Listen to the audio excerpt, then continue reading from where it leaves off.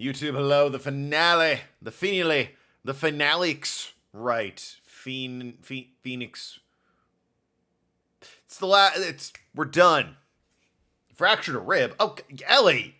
Fucking Ellie. Come on now. I swore at the beginning of the video because of you. Ellie. You gotta. What are we doing over there? What is your life like? It's just full of pain and financial hardship, which is life in general. But yours seems to be riddled with it a little bit more than the rest of us over here. You poor thing. Stay inside for like a week. Don't go anywhere. Be safe and healthy for an entire week. Ahem, Iris. I'm truly sorry about everything. You were working so hard to defend me, but I was missing all day. We didn't even have a chance to talk. She's right. When I met Iris at the training hall yesterday, they had already switched places, and Iris was inside the sacred cavern. It'll be like that, but I'll invest in bubble wrap. I mean, whatever gets you through the day. I want to at least be in the defendant's box today to root you on. Well, it wasn't your fault. You locked up this whole time. There's something more important than that, though. I have to ask you. Why did you help your sister out as much as you did? Huh? If you had tried to get help at the Sacred Cavern yesterday, you wouldn't have spent an entire day locked up in there. Also, this would have been solved a lot easier if you just told us what the fuck was happening. My sister. I felt sorry for her. She was abandoned by her mother and never got any love from our father either. Healthy and well for a week sounds nice. Currently, we're doing well financially, just not staying healthy. Well, at least, you know, hey, at least you got one, right? If you're gonna have one, well, ideally two. One is acceptable, I suppose. Both, or zero, I guess, is downright terrible. Yes, but it was the same for you, too, wasn't it? Yes, but at least I had Sister Bikini, who was like a mother to me. If only Dolly had come with me to Hazakura Temple. I don't know, she convinced her dad to abandon you. I think she was kind of a bad egg from the word go. I always loved her. Dolly was always so smart, strong. She never... Well, that's just demonstrably untrue. That's why I promised her I would help her. Yeah, you've got a gun. You're talking about the fake kidnapping case 11 years ago? Yes, I wanted to be useful to her in some way. Say what you want about Terry Falls and the fact that he definitely is a child abuser. He's jacked. He's got some sick gains on that arm. But as usual, I was too cowardly. At the last minute, I ran away. Because of that, Dahlia's stepsister Valerie ended up... That was the case that wounded Mia so badly. Gonna lurk today for the views? Hell yeah, go for it. Love the lurkers. Shout out to the lurkers. Backbone in the stream. But things didn't end there, of course. Some people suspected my sister was involved in the murder. Yes, she was. Some people? You must mean everyone with a brain. Yes. Everyone with a brain figured she was involved with the murder. It was a very sloppy murder, so obviously everyone knew she was involved. But especially Mia Fey and Diego Armando. Look at that fucking cocky-ass eyebrow he's got going on in that picture. I hate him. I hate him too. He's truly a miserable person. After poisoning Mr. Armando, who was getting too close to learning the truth, Dolly even tried to kill the person who unknowingly hid the poison for her. You. Let's finish this. That's the plan. And then we spin the wheel, which has some additions and boosts. I'm looking forward to see what we play. As long as it's not a visual novel or a zombie game from an otherwise non-zombie shooter-related genre of game. That's right. Iris, there's one more thing I have to ask you. Yes, what is it? On the night of the murder, the person that cleaned up the corpse of the victim, Elise Dunim, was it really you? Additions? What ones? Oh, Noki added SteamWorld 3, I think? The heist? Whatever the heist one is. I don't know if it's called SteamWorld 3. And Penguin boosted A Hat in Time and Pokemon Ranger. All three of those I wouldn't mind playing. Yes, it was me. That night, after I rang the lights out bell, I went back to my room. Listen, Discord needs to be updated. Still has Dead Souls and Star Fox Assault in it. Damn, I've been adding, but I've forgotten to remove. Jesus, that's annoying. Okay, I get it. Turn it off. Thank you. God, this is the worst ringtone in the entire series. Has anyone done a ranking on that? Phoenix Wright ringtones ranked. There's Dead Souls, it's gone, and Star Fox Assault is also gone.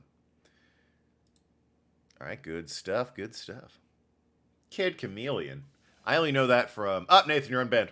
I only know Kid Chameleon from, what is it, Scott Pilgrim? They had the joke where a bunch of the bands are named after retro games like Sex Bomb and Kid Chameleon. That's the only time that's literally the only thing I know about Kid Chameleon. And yes, I mean Sunset Overdrive one day. There's a problem. Come to the inner temple right away. I'm sorry, I don't know who this is. Neither does Token, so he's giving him this voice. Wait, so you have a cell phone, and also Dahlia had a cell phone? But where did Dahlia get the cell phone from? I guess there's a public phone she could have used, but how would she know your number? And also, if she didn't use the public phone, whose phone was she? I don't know. That doesn't make any sense. I got on the snowmobile and headed for the inner temple. But the path to the inner temple was cut off. The path to the inner temple was cut off, right? Exactly. Yeah, is this Dahlia calling on a cell phone? Like, what? We can't just leave the body here. So you've got to do this exactly as I say. Got it? Whee! Yahoo! It's fun! Whee! Whoop! Yay! Oh! It was me. Iris was the one that received her body. A murder weapon had been left in her body so she wouldn't bleed too much. The staff that Mystic Elise always held. I knew it. So the actual murder weapon was the staff. Yes, that's right. I brought the body back to Hazakura Temple on the snowmobile. And somehow got it under that statue. Don't worry about it. But why? Why did you alter her body? I didn't want anyone to know that the staff was the murder weapon. I didn't want to leave anything that would lead back to Misty Faye. Could have chucked the staff in the river and no one would have ever known. Literally no one knew it was a weapon except you and your Dahlia, so... I guess that would have left a lot of blood, though, eh? I dressed her in a robe and stabbed her with the Shishishinto. Somehow, even though it's being held by a statue. I wiped the blood off the staff's blade and left it next to her on the ground. The way the body moves reminds me of V3 Case 2. V3. Danganronpa V3? Case 2? Which one's Case 2? Oh! Is that the one with the piranha tank? Because, I mean, I guess a little bit, right? Yeah. A little bit. Iris, just tell me one last thing. Tell me the name of the person that called your cell phone. The real killer. I'm sorry, Mr. Wright. I can't do it. I can't say who did it. Okay, so it wasn't Dahlia. I thought it was a little weird that Dahlia somehow had a phone and was chatting with you. That wouldn't make any fucking sense. But there's a real killer, you say? I see. Sorted inside, the actual weapon used to murder the victim. Defendant! Yes? The judge is calling you. He wants to see you in his chambers. He has some questions about Dahlia Hathorn. All right. Well then, I'll see you later. There's something I want to tell you. Oh, okay. Something she wants to tell me. What could it be? So it's true. Iris cooperated with the real killer. Maybe even from the very beginning. Firedox! I forgot you were there, honestly. Which, I get it, how could I forget about that, but... Mia! Yeah, how's Maya doing? Basically, I'm not worried. She'll recover completely. But emotionally, she's been hurt very badly by this case. I see. You don't mean she learned who these two Nim really was? Yes. I went to the medical office and talked with her. I told her everything I know. But why? Maya's stronger than you think. I know she could take it. All of it. What do you mean by that? I want you to figure that out and by yourself. Why? Why didn't anyone just tell me what's going on, huh? What's your problem, you gray-eyed bitch? I'm sorry, I didn't mean that. The trial's about to restart. The real killer. Do you know who it is yet? Iris wouldn't tell me you called her, but still. I think that just maybe I know who it is. Larry Butt! Where's Maya now? Medical office? Yeah. That night, the victim was killed in the garden at the Inner Temple. And the criminal wasn't just there by accident, which means that the killer knew of Dahlia's plans from the very beginning. And one more thing. The victim was moved to Hazakura Temple's side by pendulum. In other words, the criminal couldn't cross the bridge. Yeah, because it was on fire. That means they were stuck on the Inner Temple side almost an entire day. Exactly. So the culprit was someone that wasn't at Hazakura Temple the following day. Oh, wait. That's as much help as I can give you. It's you! You did it! The rest of the battle is yours to win. All right, who's in the court record? Oh, I mean, well, let's not dwell on that. Technically, you weren't there. You could have been channeled, I guess. Pearl was there. Oh, God, Pearl's the killer! You showed up at the temple right after the bridge was fixed because you're a dickhead. You were there fixing the bridge. You were here discovering the body with me. You are the body. You were in jail the whole time. Much as I would love for it to be you, you saw me on the side the bridge went down. You got in after the crime happened to begin with. You also got involved after the crime began with.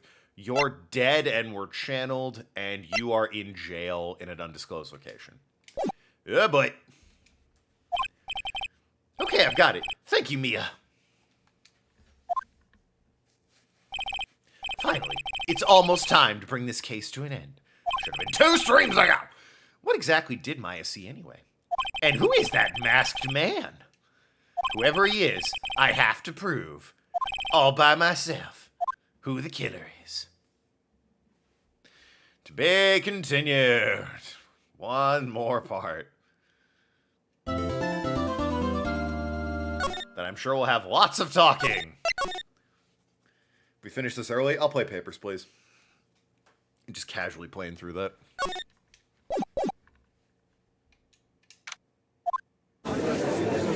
Oh yeah, no, I don't have an assistant with me.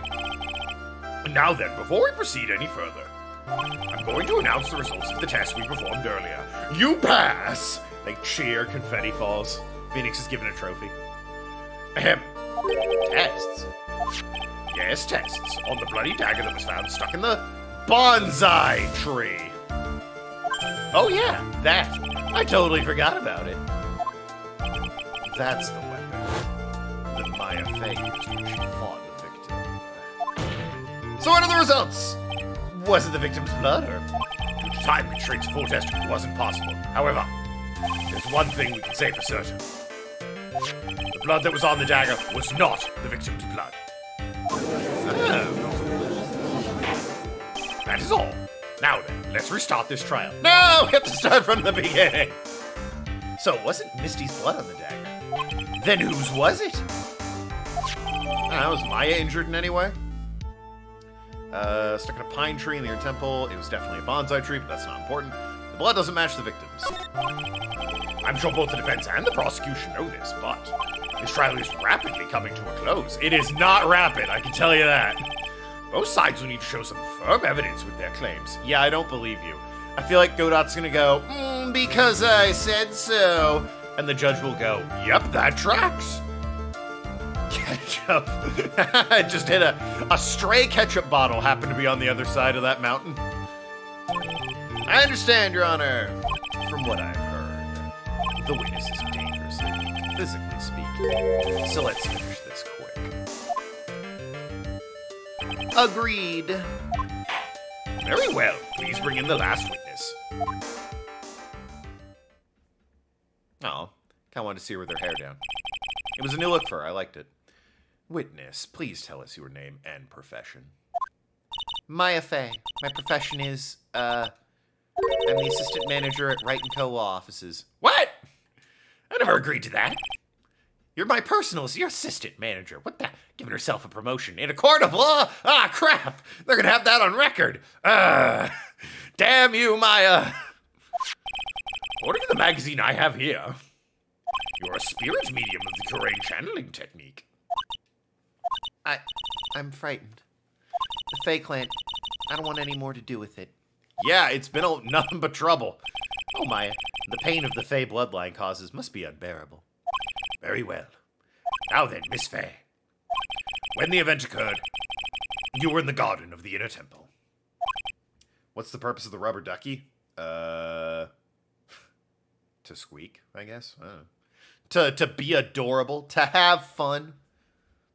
Mods, make that man have fun. Oh, I need to, I think, lower the game a little bit for, thank you. For, this isn't Dead Souls, so. Ahem. And you witnessed the moment of Elise Dunim's murder. Is that correct? I didn't see any... Straighten up this instant, young lady. Huh? Pick your head up and speak clearly. There's always time for crying later. But I... Your mother was killed right in front of your eyes. There's nothing you can do to change that fact. Subtle, Godot. Very nice, delicate touch you have there with the witness. But there's something you can do. You can finish this. You've been watching the whole thing, right? You've seen the witnesses come out and seen us squeeze the truth out of them. Well, no, she was channeling, so I don't know if she was conscious during that. Now it's your turn. Let's hear your testimony again. On the night of the crime, what exactly did you see happen? A witness, if you please. Yes, Your Honor. How am I already yawning? I barely started. What that means, I gotta get myself a beverage. New DLC for Dead Island 2 is crazy. I mean, the old one was crazy, right? The old one was House, which is fucking psychedelic, trippy bullshit. I've seen the achievements for the new one. I'll probably get it at some point, because, boy, I keep completing that game, and they keep taking it away from me. So, it's one I'll get around to eventually. I'm playing through Metro Last Light. No, 2033. I'm playing through 2033 currently for the achievements. Fun game. I was passing through the garden on the way to a spare prep room when it happened. Suddenly, someone struck me over the head. I stumbled and ended up against the stone lantern. I think I screamed, "Help me!" Found a copy of Awakening for 30 pounds. Good deal. It's a great deal. Fire Emblem Awakening is a very good game. And something warm splashed over me. That's when I lost consciousness. So it gives 2 new Apex variants. All I know about is you can get, you can do like the charge move. And there's an achievement associated with that. My problem with Dead Island 2, other than it just being fine, is that the special zombies were too frequent. And they're so annoying to fight. Like the butcher with like the spike hands and the really buff one that's hard to knock down.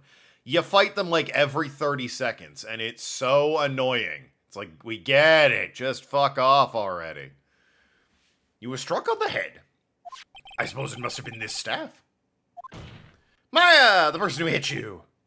It was Dahlia Hawthorne, wasn't it? It would be so easy to just say it was, everyone. But no, we gotta go through this rigmarole because some fucking idiot with a visor can't keep his mouth shut. I couldn't see. I don't know who it was. Maya, think hard. Sorry, Nick, I really couldn't. Ha! Can't say it was a especially good night for young ladies to be walking around alone. It seems it will be hard to determine the criminal through testimony alone. Very well then, Mr. Wright. No doubt you have some evidence that tells us, so chop chop, get to it. Let's all be dazzled by Mr. Wright's antics. Maya, hang in there. She doesn't look well at all. Yeah. I think Dead Souls also has that problem. The special, like, variant zombies, too frequent, especially the fucking monkey boys. Hate those guys. Press everything. Who else is on the inner temple side that night? Well, Sister Bikini, of course. But I remember her saying that Iris would be coming later, too. On the day after the incident, Edgeworth met Bikini at Hazakura Temple. That means she couldn't be the criminal. So then, did Iris actually come later, like she said? Well, let me think. She seems confused. It's probably because she's so tired. No, I'm sure I didn't see her. She must have come while I was preparing for the training. It struck me on the head.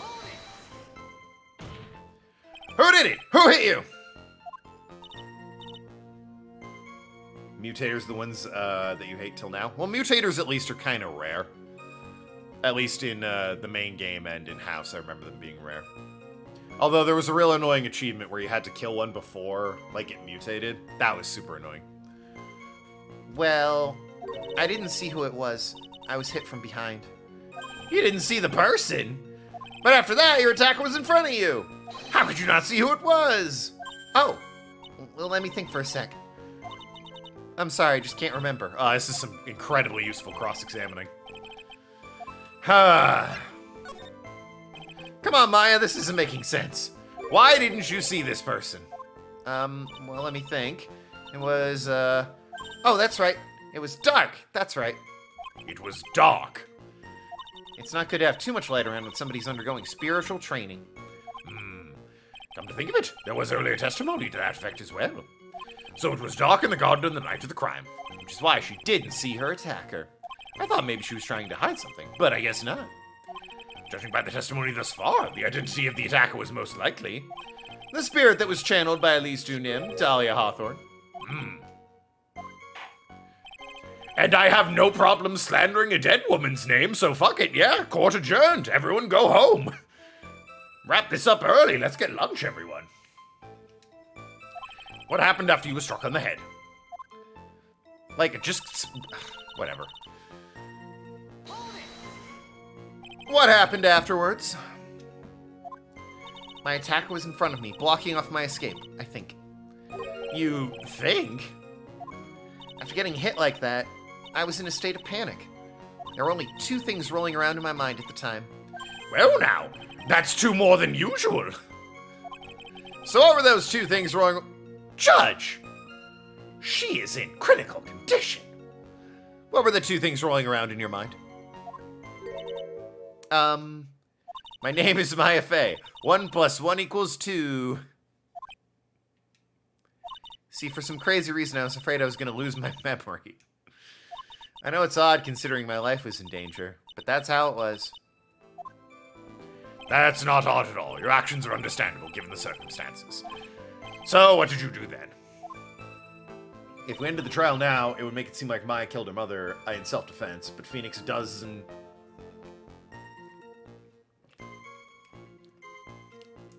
I sense an apostrophe was meant to be hit there, but you hit the enter key instead. Doesn't want that to happen. Oh, I mean, I guess, but... Maybe we can say you didn't kill your mom, you killed Dahlia, and Dahlia killed your mom by possessing her, and maybe Maya will go for that. Maybe. I think I screamed, help me. You think you screamed, but you're not sure? Listen, I was in a complete wreck. It was dark and I couldn't see my attacker. Was it a man, a woman, an adult, a child? I had no idea. I was scared out of my wits. Believe me, my dear, I certainly would have soiled my robes. Down to Browntown, that's where they'd be right now, all streaking across the back. Want you picturing that, right? I thought this person might attack me, so Anyway, I'm pretty sure I screamed. I thought that was my last hope. Wow, sounds like poor little Maya really was out of her mind. But I wonder what she meant by last hope. What do I do? Do I ask her for more details? Yeah. Sure. Wait a minute, Maya. What's this my last hope stuff? What? What do you mean by your last hope?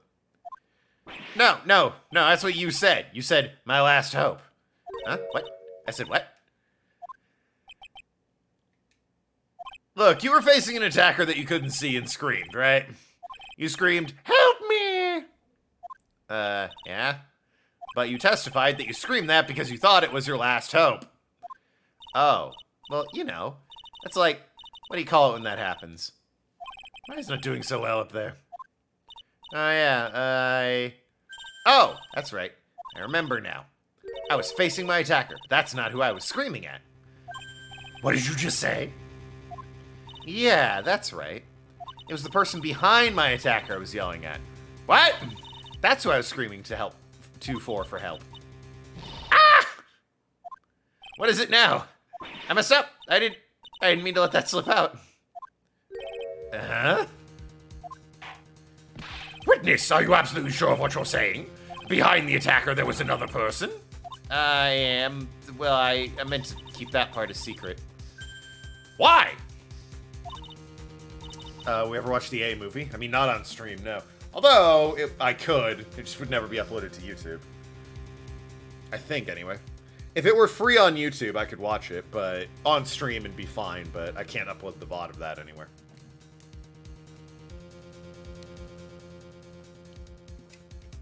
It would be great if it is free on YouTube. Like, if it is on a free legal streaming service, I can do it. But, otherwise, it's not allowed. The only time you can watch movies or shows like that is if it is, the person that owns it is playing it, like when, I think Pokemon and Yu-Gi-Oh! Have, played episodes of their show on Twitch before, legally, because it's just whoever owned the rights to it played it. Or if it is free on a legal streaming service. What have I done? Ha! It takes a ton of pressure to make a diamond. That's what I always say. Well, that's just true, so I don't think you can take credit for that. A ton of pressure. You're in a court of law here. You can't make things up or try to hide them in this chamber. I don't know, guy who thought it was totally reasonable that a mirror was in the middle of the room. Yes, I'm still on about that. Seems like you can make up whatever you want and believe whatever you want. You fuck. I will never let you live down the fact, Godot, that you defended a mirror in the middle of the fucking restaurant. That is the stupidest thing I've ever heard. And you're like, yep, makes perfect sense. Witness, the information you just presented is vital to the case. I want you to add it to your testimony. See a man behind my attacker by the light of the stone lantern. A man? Who was this man? Well, you see, I couldn't see. You couldn't see? She used this excuse twice now. Well, you know, lantern light isn't very bright. Lantern light, did you say? There's a great big stone lantern in the garden. They always light it when on... Maya, you idiot. They didn't light that one, I don't think. I think they lit the sconces around it, or the torches around it. They always light it when the acolyte is there for training. Hey! You know what they say? Under the lantern, darkness reigns. I don't think anyone says that. Temple map, scroll file, weather data, autopsy, tracks photo, crime photo. Whiskey Bridge. Was not lit night of the crime. Well, there it is. So I could see the person that was further away, but not my attacker who was closer. Plus, there weren't any other light sources in the garden at the time. Something warm splashed over me. Well, we know what we have to present, but... You don't mean, was it? I didn't know it at the time, but I think it was probably blood. Is she saying that's when Miss Dunim, who was channeling Dahlia, was stabbed in the back by the killer? At that moment, I was paralyzed with fear. I was just sitting there in the snow. I'm sure blood got in everything around me. That's when I lost consciousness. Oh, I didn't fucking... Didn't press that last one, my bad. So what happened next? I don't remember. How you were saved? You don't even remember that. No. I haven't got any idea. I really don't know what happened at all. That's too bad. Obviously, you're hiding something, Maya. Anyway,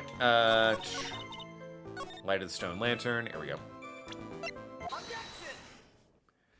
So there was a man standing behind your attacker. Yeah. That man, he's the killer. He stabbed her from behind. Looking at the court record,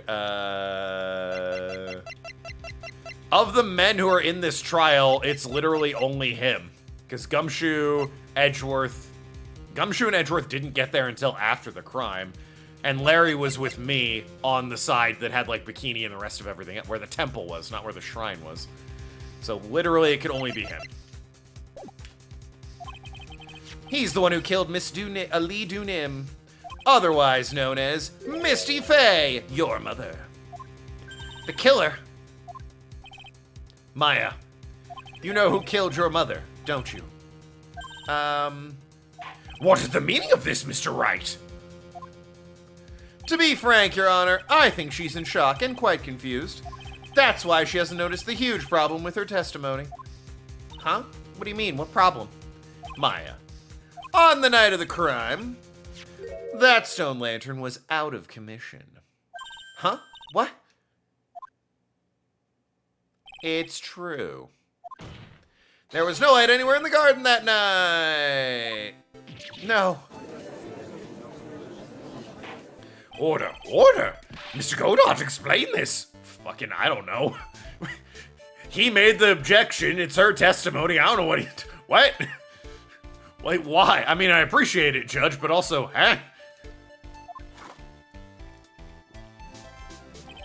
Add the pureness of milk to the perfect, clear darkness of coffee. Stir. That is the state of the witness's mind right now. A cup of cafe au latte. Cafe au lait? Is that even legal? Just coffee with milk. What? Mr. Tright's words are the milk, and you are the spoon, Your Honor. I'm no spoony bard, I'll have you know. Fucking... As soon as he called him a spoon, that's where my brain went. And then he said it. Oh my god. Classic. Just a reminder, these games came out in, like, originally 2006 or 7 or whatever. You must have noticed it too, Trite. This witness's mental state is highly unstable right now. Yeah! It's almost like someone shouldn't have demanded we put her on the stand. Godot? Ya fuck? It's not hard to understand why she would make a little mistake like that. Sorry, but that's not going to cut it. What did you say? If there truly was no light in the garden, then there's a fatal contradiction in the witness's last bit of testimony. Nick, may I? Recall the witness's statement about her attacker. She said she didn't know if it was a man or a woman, an adult or a child. And yet, the witness could describe the person that was standing behind her attacker. And she quite clearly described him as a man. Ah! In other words, that would have to mean that Maya actually saw our mysterious person. Despite being so dark, she couldn't see the face of her own attacker. No!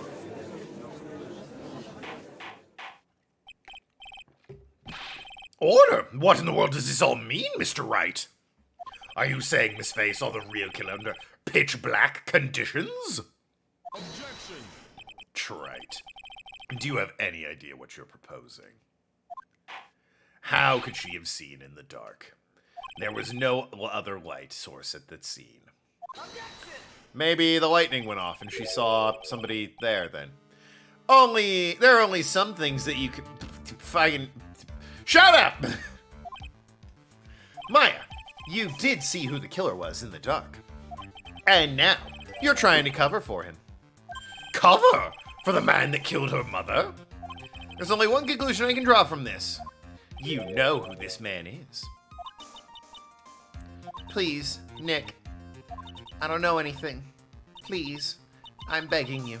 Maya, I need to remind you that it's Godot you're defending, and that he's the worst. Oh yeah, fuck him. Ha! You talk a good game, Wright, but let's see if you can walk the walk. It was pitch black, so what could the witness see? I'm calling your bluff. No, Nick, don't. Please, stop. Maya's dead set on protecting this guy, the man who murdered Maya's long-lost mother. But I can't let him get away with it. Also, he sucks. I'm a lawyer, an officer of the court. I'm here to find the truth. All right, Mr. Wright, time to show us what you've got. Who was this person that you say Miss Faye saw in the darkness? Larry, but No. Obviously, it's Godot. And I feel no remorse about this because you're a dickhead, Godot. Yeah, you protected one woman once by not telling me that she was in danger ahead of time. How very cool and noble of you. Because it was pitch black, Miss Faye was able to recognize the killer easily. I am sure the court would like to see for itself how this is possible, yes. What? But how do you propose to show us something like that?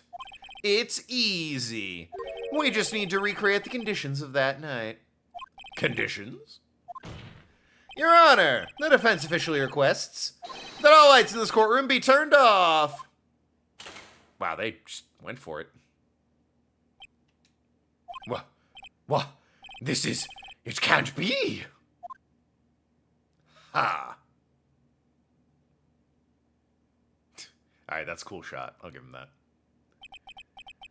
That was a nice bit of deduction. Trite. And that's a good reveal. Alright, 2 good shots in a row. That's the best Godot's ever been. Well, everyone, this is the man Maya saw on the night of the murder. Order! Prosecutor Godot, what is the meaning of this? Surely you must be shocked to hear yourself accused of such a thing? Why aren't you denying it? Ha! Your Honor, you're asking the wrong person. What do you mean by that? If you've got a question, ask the witness. That's one of my rules. Well, Maya, how about it? What you saw that night? Was it 3 glowing red lights? Well, witness, answer the question. You're wrong. I never saw that. Maya! I thought the person that stabbed my mother was a man. For a totally different reason. What? Oh, Maya. Objection. Witness, Mr. Wright, stop your chattering, Your Honor. Chattering? If it's worth asking, ask the witness. That's one of my rules. God, I can't wait till I never have to see you again. All right. Well then, let's continue with the testimony. Please tell us how you knew the killer was a man. Yes, Your Honor. I didn't realize it until after I woke up, but... The killer. When I came to, I was just laying there on the training hall floor. By the time I got back to the garden, the place had totally changed. The torches were lit, and the body was gone. And all of the snow around the stone lantern had been carefully cleaned up, too. Since the person did all that work alone, I just assumed it was a man. A bit sexist of you. So it was after the crime took place the witness came to think the killer was a man. Yes, that's right. I'm sorry, Your Honor. No need to apologize. It's as Mr. Godot said. You're utterly exhausted. It's only natural that you would be a little confused. And just a teensy bit sexist. Also, if you consider the situation you described, it doesn't seem too much of a stretch to assume the culprit was a man. Well, no, but it also doesn't seem too much of a stretch to assume it was a woman either. So. All you did was light some torches and shovel some snow. There's plenty of women that can do that. What do you mean? Mr. Wright, proceed with your cross-examination.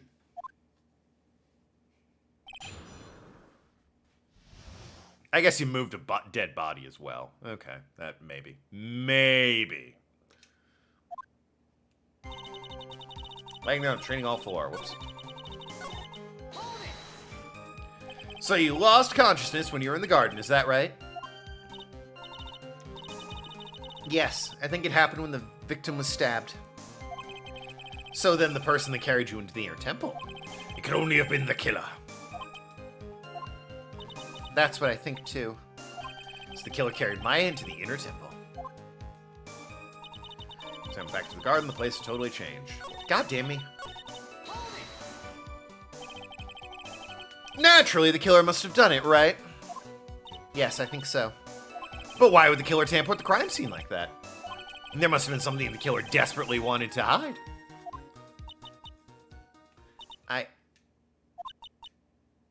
I don't know. Probably the blood in the snow, but he couldn't see the blood in the snow, so he just had to, shovel all of it. Just a thought. Ever think of that? He can't see red on white, so he had to shovel the entire bit of snow there. Maybe. Just maybe. Looks like she didn't have enough confidence. But that's why he missed the writing on the wall. I think I need to gather some more information before I ask her again. The torches were lit. Yes, that's how I noticed the whole scene had changed. I'm gonna say it was the killer who lit the torches. I mean, who else could it be? The killer probably thinks it to be impossible to do any cover-up work in the dark. However, if that's true, there's one thing that still bothers me. Why did the killer go to the effort of moving the body? That's true. It's hard to see how that would be of any advantage to the killer. The only one who would have had anything gained out of that would be the one person that was in the inner temple, Maya. Godot did it because he was trying to protect Maya. Which is nice. A broken clock is right twice a day, I guess. He's still Godot, though, so he's still the worst. Very well. Let me hear some more about the condition of the crime scene.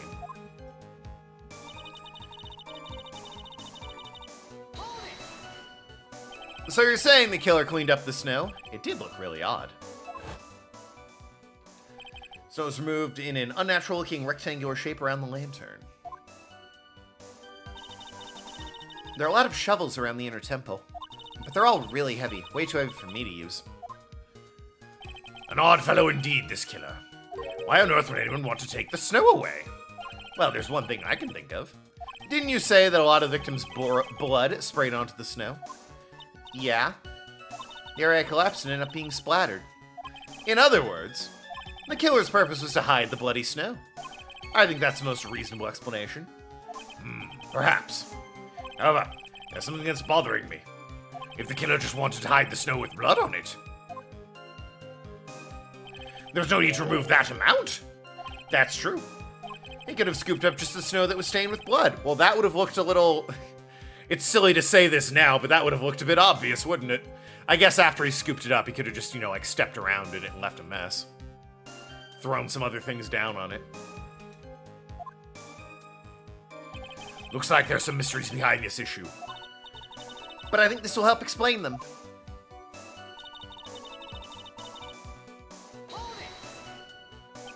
So you're saying you never saw the killer, right? Yes. But earlier very clearly stated that you saw a man behind your attacker. Nick, I'm sorry. Killer certainly went through a lot of trouble. Moving the body by the pendulum, manipulating the crime scene. But for what purpose? Why do all that? Maybe Maya knows more than she's letting on. Into I was lying there on the training hall floor. Oh, is this the beginning again? Lost consciousness. Make it happen. Person carried you in your temple. Could only have been the killer. Yeah, we're at the beginning again. Okay. So somewhere in here, there is lying on the training hall floor. Place, whoops, had changed. Torches were lit, and the body was gone. All snow had been carefully cleaned up. Person just assumed it was a man. Body was gone. Place totally changed.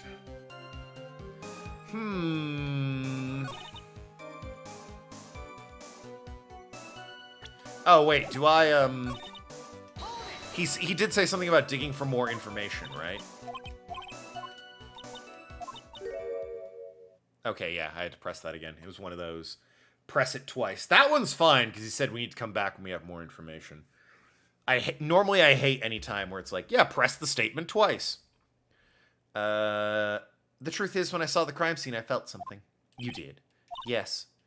I felt like the killer is hiding the evidence for me, for my sake. What? Hiding it for you? Everyone knew I was the only one at the Iron Temple that night. If Sister Bikini had come back and looked at the garden, She may have thought you had done it. No, she definitely would have thought so. And you're saying that's why the killer cleaned up the crime scene to make it look like nothing had happened? yes, I'm sure of it. Well, that's certainly an important piece of information. I want you to add that to your testimony. Yes, Your Honor.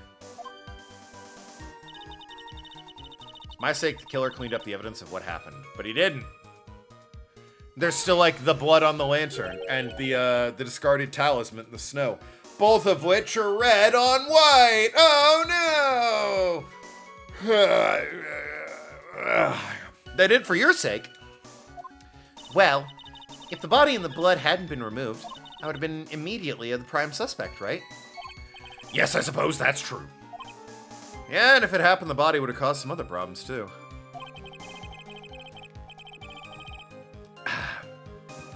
Allergies got me a bit of a sore throat. Ahem. There we go. Massaging a little bit there. If her real identity had come out right then, it would have been terrible.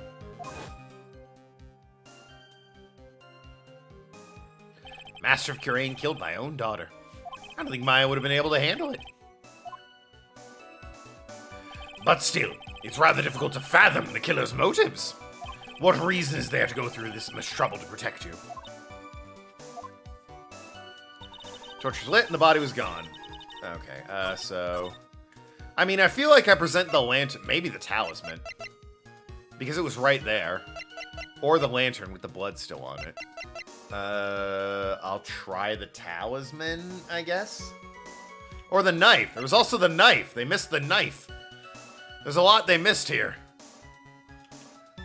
There's like 3 things this could be. Found the temple gardens. Found in the garden of the Iron Temple. Inner temple garden. Yeah, these all... That's the photo of the Dusky Bridge. I mean, the knife is probably the most... Well, it's either the knife or the lantern is the most damning. I'll try the knife, I guess? Maybe? But that's... He could have just missed it. I mean, most people missed it, right? It wasn't until Gumshoe found it. This got left behind. This is the most apparent. I'll try this, even though this was the last piece of evidence I used as well. Yeah, alright. The body of Elise Dunim was carried all the way to Hazakura Temple's courtyard. Then at the garden, the real scene of the crime.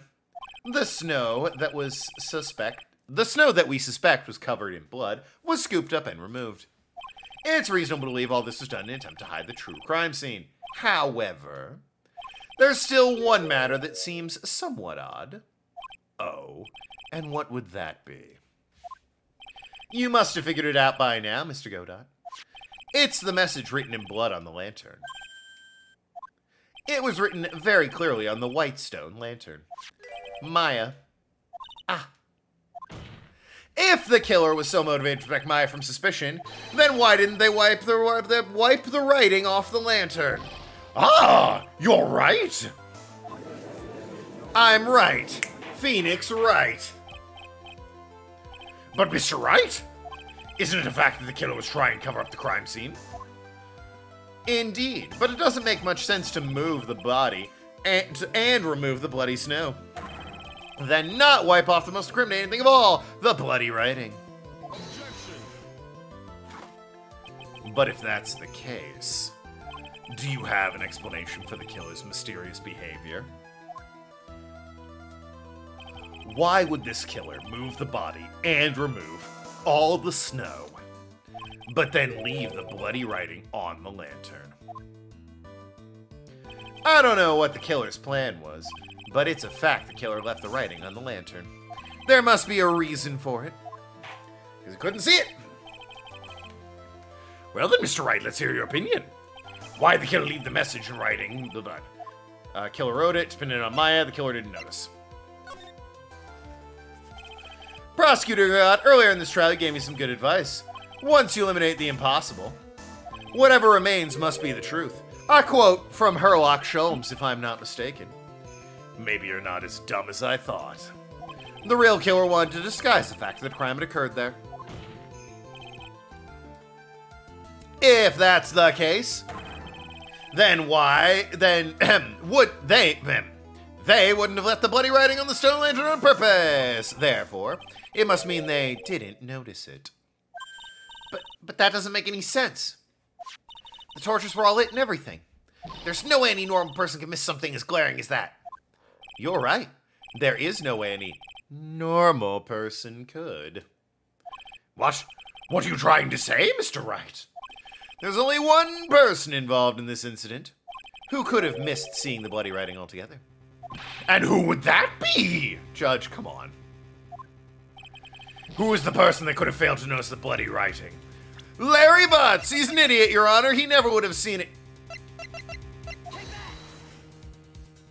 Mr. Godot, this is what you said yesterday. Flashback. He can't see red on white. You can't see everything. Is that correct, Mr. Godot? This lantern was submitted as evidence today. I would like the court to think back on the moment it was first presented. Flashback, flashback.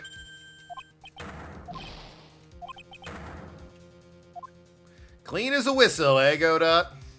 Mr. Godot, just admit it. There are certain colors you can't see, correct? You can't see red on a white background, can you? Adjusts tie. Ha! You just grabbed at nothing on your throat.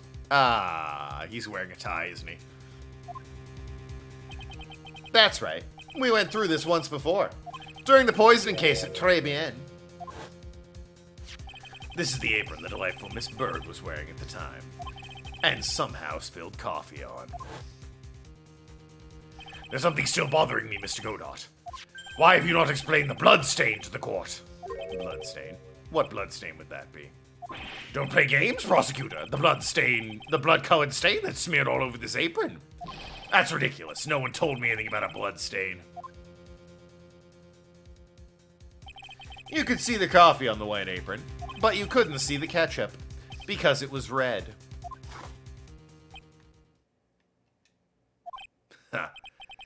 It's strange. In a black and white photo, those letters would have appeared black to me. I wonder, why am I the only one who can't see them? Colorblind? I am, thank you. But he's more, I don't know, what is it? Dickish? So, yeah. I'm assuming God punished him by taking away his eyesight. Mr. Godot, are you admitting it? Are you admitting you can't see red writing on the lantern?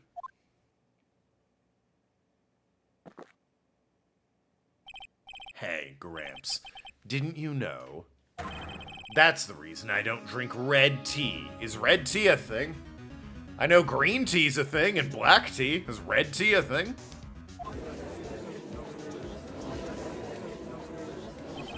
Also, that's the reason? You can't see red on white, so you don't drink red tea? Doesn't make any sense.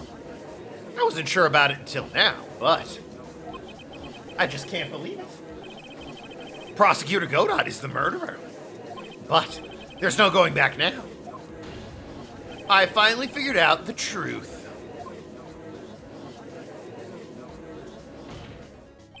Mr. Godot, defense at this time formally accuses you. You are the murderer of Miss Elise Dunim, also known as Miss Misty Fay. It's hard to believe this may be true. However, once again, Mr. Wright has brought up a disquieting fact about you. Ha! Just make sure you don't fill out the indictment in red ink, Gramps. Come on. How does a little graffiti make me into the killer? Besides, it's not like that's my name that's written there. I'm certain the killer wasn't able to see the color red. This is rich. Do go on, Trite.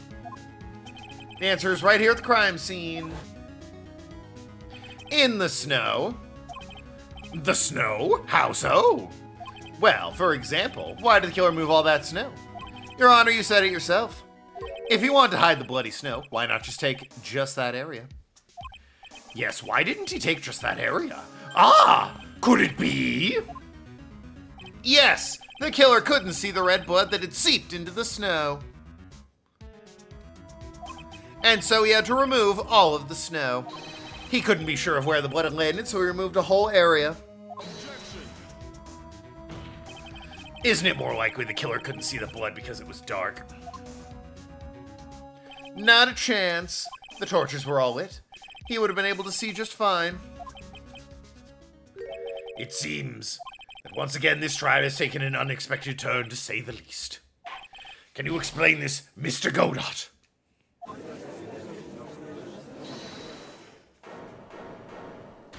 Maya? Wait just a minute. Maya! What is it, witness? Mr. Godot isn't the killer. After all, he didn't even come to the inner temple until 2 days after the murder took place. He didn't show up until after that old bridge got fixed. Objection! Maya. You can't. God, the yawns are getting to me. I don't know why. I'm just not that... I'm not tired. It's just a matter of, like, doing voices. It gives me the yawns. You can't testify to something like that. Why? What do you mean? I mean, I look at... But I... Ah! After the murder happened, you didn't even exist. She didn't. I'm afraid I don't follow. Are you senile, old man? We established this just a little while ago. After the murder, the witness was unconscious for a long time.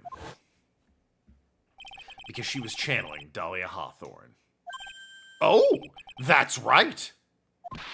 Please, Your Honor, let me add it to my testimony. Nick, please listen to me. Do you plan to cover Godot no matter what the cost? If that's the case, then I'll have no choice. I'm taking you both down. Your Honor, let's hear her testimony. If it means we're going to hear the whole truth, I say we should not silence her. Ha! Nicely done, Trite. Tired token? I don't know what it is, man. It's just, well, that's the thing. I don't feel that tired, but when I start yawning, I do. So now my body.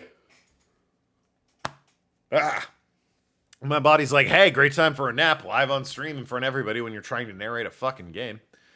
Very well, let's hear the witness's testimony. Please tell us what happened at the inner temple after the murder. Yes, sir. After I woke up and began channeling the spirit, and my spirit left me, as it were. Little Pearly was at the inner temple, too.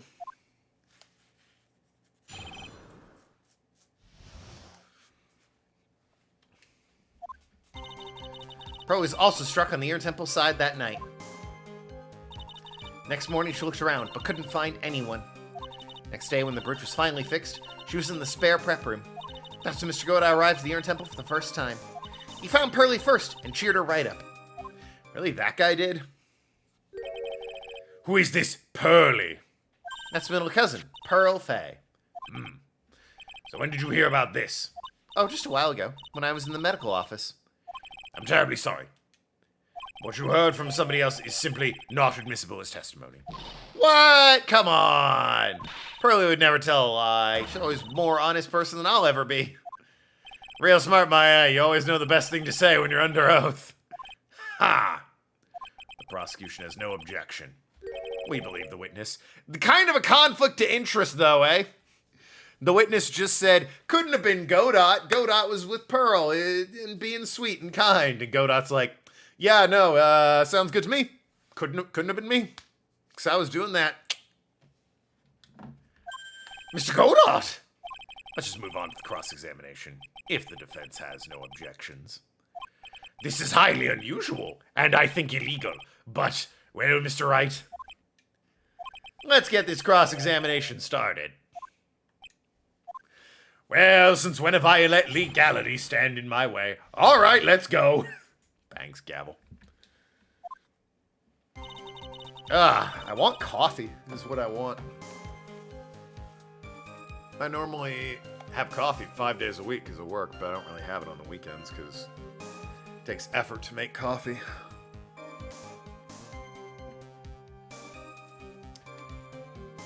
Pearlie was stuck in the inner temple side that night. So where do you think Pearl slept that night? In the spare prep room next to the training hall, I guess. There's a rule that you can't enter the training hall during an acolyte's training. But even so, why did she go to the inner temple in the first place? Seems that Pearl became very worried about Maya. She knew that the spiritual training I was about to undergo was very intense. Pearls is supposed to channel Dahlia Hawthorne. But she couldn't do it. That's why she headed to the inner temple. However, Dahlia Hawthorne was already there. Possessing the body of a Li Du Nim.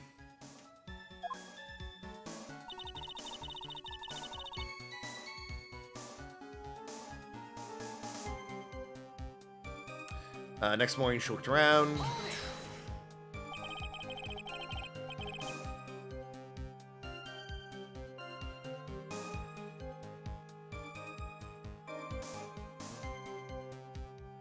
Sorry, sending a text. Coffee Godoken. Godoken sounds like a Tekken character.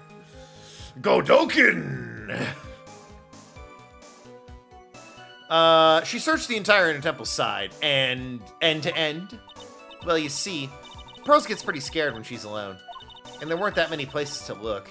She said that she even went back and forth several times. The inner temple side has 2 structures, training hall and a spare prep room. There's also a storage shack, I think, but that's about it. Can I get that on the map, or... That's just that, okay. There's a storage shack, too. Pearls is looking for other people, right? Would she really have examined the storage shack all that carefully? Well, if it was me, that's the first place I would investigate. So that means it's possible someone may have been hiding in the storage shack. I do like the idea of Godot being in the storage shack, like, cramped up with, like, fucking shovels and whatnot. Just comically squeezed in there is really the idea I'm going for. Not that he would be uncomfortable, that's not why I'm laughing. Just him comedically, like a Tetris piece or a Jenga block, arranged bizarrely around, like, a wheelchair or something. How many cross-examinations do we have left? Let me check the guide. Sorry, whoa, I have a lot of guides up right now because Metro 2033, kind of a complicated game. We did that one. Yeah, we did that one. Clean up evidence. Go down again. After this one, we have... Well, there's one more cross-examination after this one, but there's, like, still shit we need to be doing. There's still a lot of steps here. Next day, if I had to... I'm trying to avoid looking at what the answer is. If I had to count the steps... 1, 2, 3, 4, 5, 6, 7, 8, 9, 10. We have 10 steps left. And who knows how much dialogue. Pearls didn't hear the sound of them working on the bridge. What do you mean? I was just wondering why she would stay in the prep room. If it was me, I'd at least go out and wait at the foot of the bridge. Oh. Well, Pearlie said she was sleeping at the time. Yeah, it's also cold out there. It's like February, dude. Said she was so scared during the night that she couldn't sleep well and woke up a bunch of times. Poor little girl, all alone like that. Well, we know she at least had one friend in the sacred cavern. Dahlia Hawthorne, who was busy battling with the trick lock. She couldn't let anyone see her. So she wouldn't have shown herself to Pearls. What happened after the bridge was finally fixed?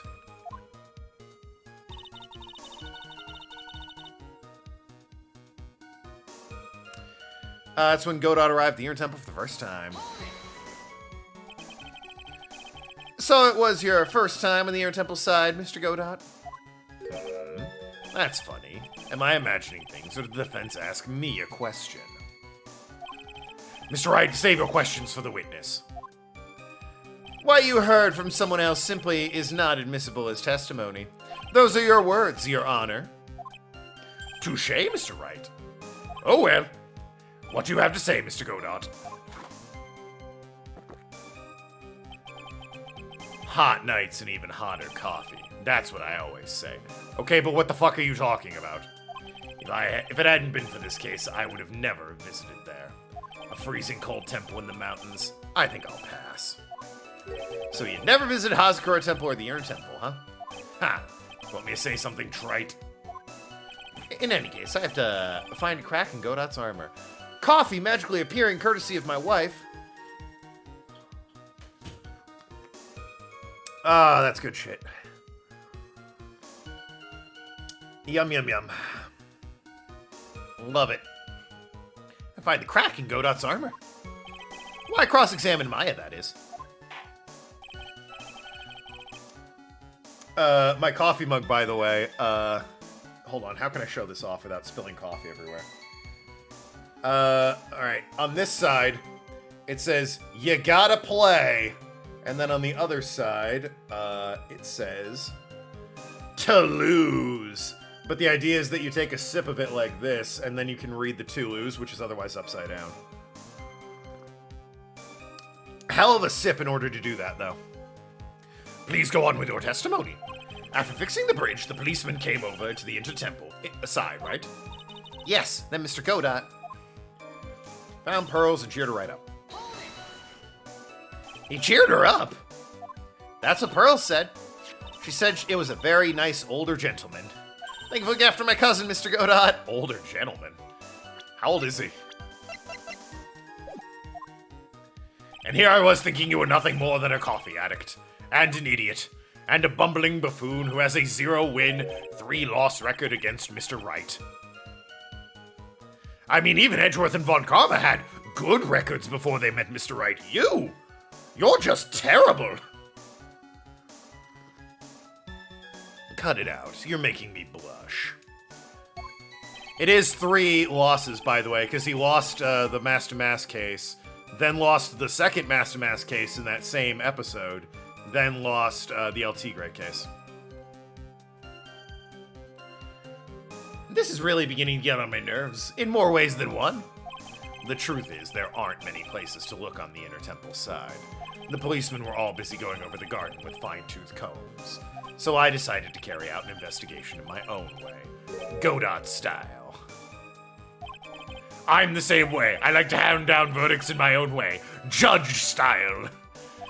Maybe I should ask some questions. Phoenix style. What are people talking about? String up Pearls, Godot's investigation. Yeah. You said you conducted an investigation of your own. Did you find anything? Looks like my investigation went about as well as yours, Trite.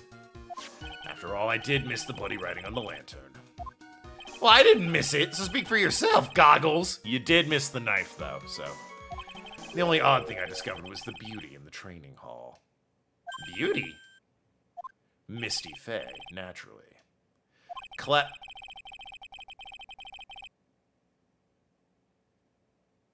Oh, he's referring to the scroll. I thought he meant the dead body. I was like, what? What was the dead body doing in that? What? He's talking about the scroll that, by the way, had gravy on it, so whoops. Clad in her stunning Japanese garb, surrounded by the hue and aroma of Western tastes. You mean the gravy? Western tastes? Can you find a stranger way to describe gravy? So from there, you headed to the prep room. Wait a sec. What did Godot just say now? I think I found his proverbial weak spot. Nothing proverbial about it. There's only one thing here of any importance. Where was Godot when the murder was taking place? He must have been at the Inner Temple when it happened. Otherwise, he couldn't have killed Elise Nim. Or was in the Inner Temple that night. Okay, wait, so how do I present that? Do I try that again? Like, do I press that again? Or do I present the curry-stained thing at this statement? This is the wrong one anyway. This is Pearly cheered Pearls up. It's just like I thought. Godot's lying. Oh no, I had to press twice again. Excuse me. How ridiculous. If his first visit to the Inner Temple really was after the incident, he shouldn't have known about that piece of evidence. Very well, go on with your testimony. After fixing the bridge, the policeman came over the Inner Temple side, right? Okay, but wait. Do I present it here? I must have to, right? Okay, thank you. Mr. Godot, the first time you crossed Dusky Bridge and went to the Inner Temple, it was long before the murder took place.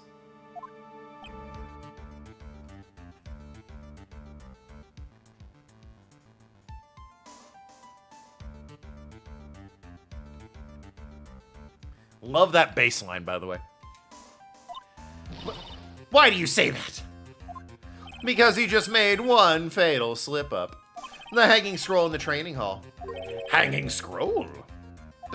But, Mr. Godot is right. That scroll shows a picture of my mother. Maya, I know you know who it is, but there's something you didn't know. By the time the bridge had been repaired 2 days after the murder, the hanging scroll in the training hall looked like this. What's that wonderfully delicious smell? Has no one wiped this thing off? He presents the scroll still covered in fucking gravy, and the judge is like, ooh, turkey, I think. The morning after the crime, someone covered it with gravy. Gravy? But why gravy, Nick? Because gravy was much more than a condiment to the culprit. Is gravy a condiment? I would have described it as a sauce. Well, Mr. Godot, if you really hadn't seen the hanging scroll until the murder, you wouldn't have known any way. You wouldn't have had any way of knowing there was Misty Faye. Wait a minute, Nick. Yes? Taking a look at the scroll. Look, at the top. There's a crest there. Ah, that. It's the mark of the master, correct? Exactly. So if you know the meaning of the mark, then you could guess it was a picture of Misty Faye on there. Yeah, but he described her clothes. True, but Mr. Godot described what was underneath like this. Clad in her stunning Japanese garb, surrounded by the hue and aroma of Western tastes. Oh. Yep, it's possible that he knew what the crest meant. However, he couldn't have known that she was wearing Japanese clothing! Mr. Godot, on the day of the... I wonder how that is in Japan. Maybe traditional clothing? Because in Japan, it's safe to assume she'd be wearing Japanese clothing. However, if he described it as traditional clothing, then that would be less obvious, I suppose. On the day of the murder, you were hiding at the Inner Temple long before the crime took place.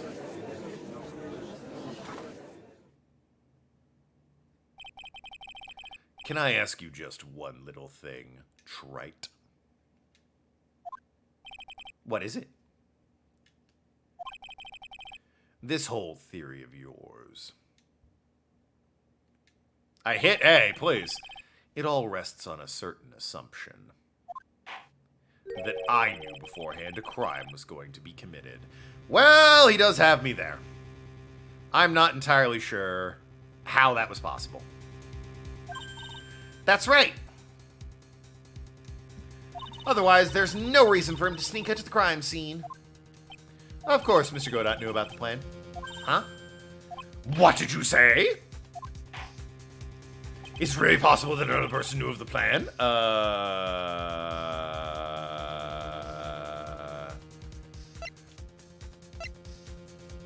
Well, now.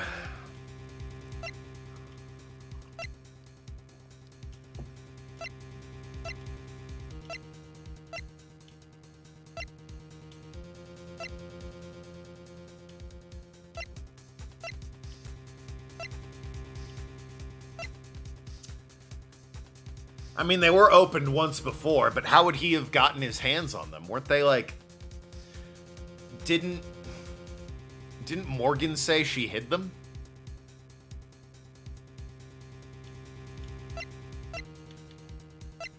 I mean, I can't think of what the hell else it would be. Unless they're asking any other person.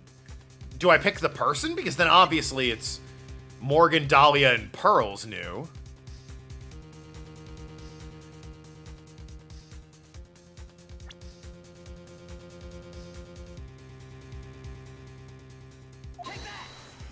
It went away. This crime was actually planned over a year ago. Morgan Fay authored the plans for her daughter's future. And these instructions were hidden somewhere in the Fay Manor for a year. However, by the time Little Pearls found these instructions, isn't it crazy that this plan existed for over a year when, like, how did she get them in Fay Manor if...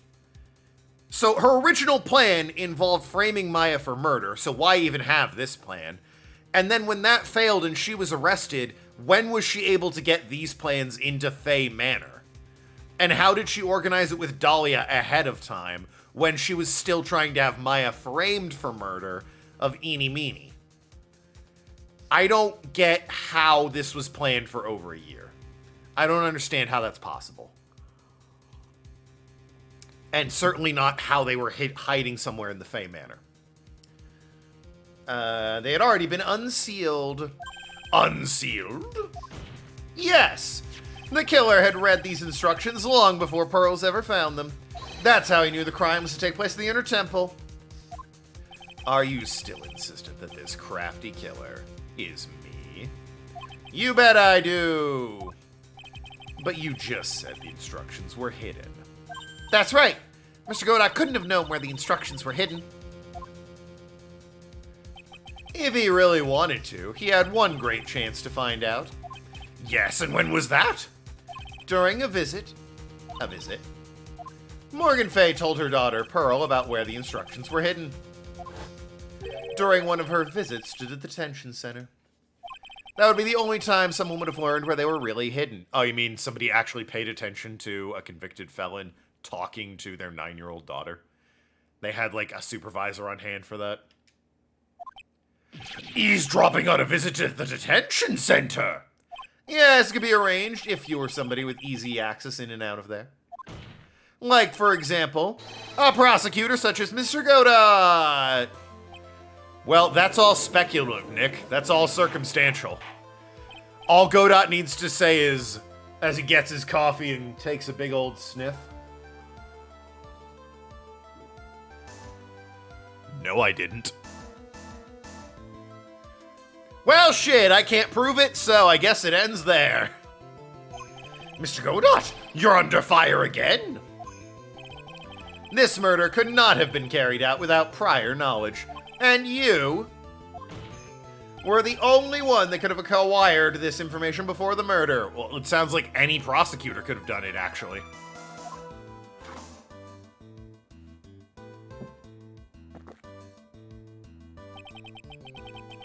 Oh, and he holds it like... How does he hold it? Like up here? Like out to the side a bit? Humans are afraid of the dark. And yet, at the same time, we're fascinated and bewitched by it. And that's down here. You silly. Maybe that's why humans drink the darkness that is coffee. Now we drink it because it's got caffeine, baby.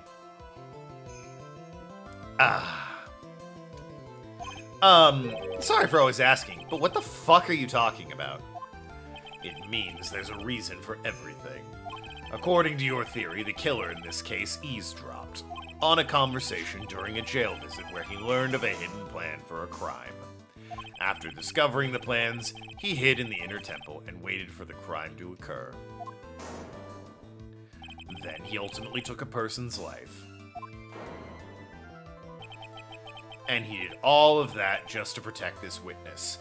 When there were like 1,000 other... He could have just taken the plans and not put them back. He could have alerted anyone and everyone about said plans. He could have told, I don't know, Phoenix, hey, her life's in danger if she goes to the temple.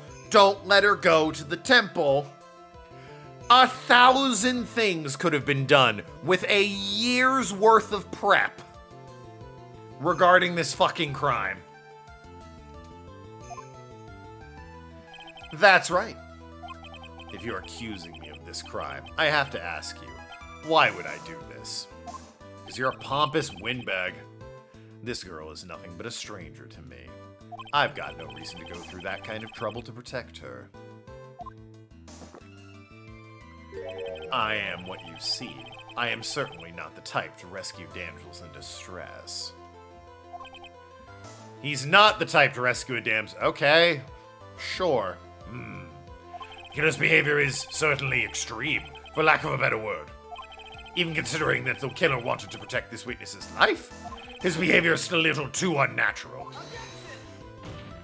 However, you had a good reason, didn't you, Mr. Godot? An unshakable reason that forced you to protect this witness at all costs. Unless the cost was, I don't know, telling other people about this plan and then preventing it from happening in the first place. I knew it. You figured it out, haven't you, Nick? Could have burned the note, but he had a raging hero complex. Yeah, to his own detriment, as well as... A woman is dead because of his hero complex. Maya. I guess you were doing... Well, no. Or, no, she was doing her best, I guess. You were doing your best to cover for Godot. For the same reason, huh?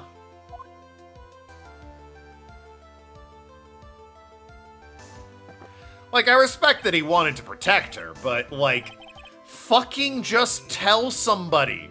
Go to the police and be like, yeah, there's this plan, it's outlined right here. Probably want to expedite the killing of Morgan Fay and get some cops up on that temple, just in case. Okay, Trite, I'm all ears. Let's hear it. It's very simple. Maya Fay is a lot more than just a stranger to you. What's this? There's one person who lies at the center of this whole story. One person that ties Maya Fay you and Maya Fay together inextricably. Detective Gumshoe! He was there at the Terry Falls case, you son of a bitch. Gotcha now, Godot. There's a very good reason why Maya Fay's life is so precious to you.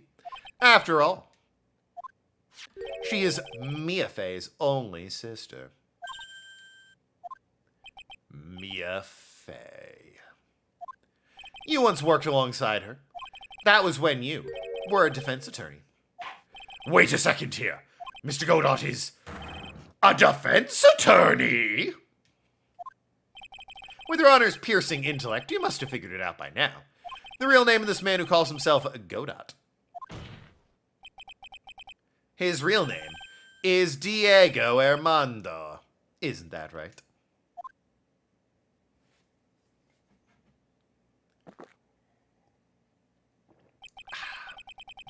The last time someone called me by that name was actually a pizza delivery guy. I don't put Godot on the box, you see, because all my credit cards, and I opened the door and he said, "Are you Diego Armando?" And I was like, "Yeah, that's me." But the last time anyone important called me by that name was over 6 years ago. Diego Armando. That name rings a bell. It should, Your Honor. All of this is related to a single case. Oh, this guy again. A case in which a convict named Terry Falls killed himself. Yeah, it does. Mia Fay, first time in court, the tragic outcome left a deep wound in her heart. She knew that behind it all was a heartless, scheming bitch in disguise. But in the end, Mia couldn't tear off that disguise. However, there was one man who reached out to help her. Diego Armando, a senior defense attorney at the office where Mia worked.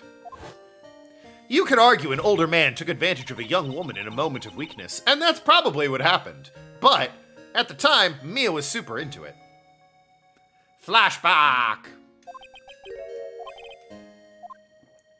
And my hand bleeds. Oh, I'm so cool, look at me. Not caring about the pain and the blood. I'm so cool. It seems like they tried way too hard to just make him cool, and assumed because of his design, everyone would just forgive the terrible writing of this character. And it could be a translation thing. In fairness, it could be a translation thing. But I just don't like this man. He's so annoying and such a petty little bitch. But, like, no one calls him out on it. People point out that Edgeworth's a drama queen or that Francesca is over the top and violent. No one's like, Godot's a petty little bitch, you know that? They're just like, God, he's so cool. And his design is cool, I'll give him that. Aesthetically, he's great. The way she put all her faith in her clients, the pure sweet heart of hers. That's why I could never forgive Dahlia Hawthorne. Mia and I thoroughly investigated that fake kidnapping incident. Then one fateful day, Dahlia wanted to meet with me. It had been 6 months since the trial. We met in the courthouse cafeteria. Ah, I just remembered. I forgot to order lunch. 6 years ago, right here in this courthouse, you were poisoned. Even I didn't see it coming. Dahlia Hawthorne slipped some poison into my coffee. Some newspapers at the time called it a murder, but very little information about the case was released to the press. But you weren't dead at all. No official reports ever actually called it a murder. I was in a deep, deep coma. I see. My body shut down, and my life became nothing but a long, deep sleep. That woman's poison did a number on my central nervous system. I lost my sight, and all of my hair turned white due to the damage it caused. That's terrible. Apparently, it was a miracle I ever regained consciousness.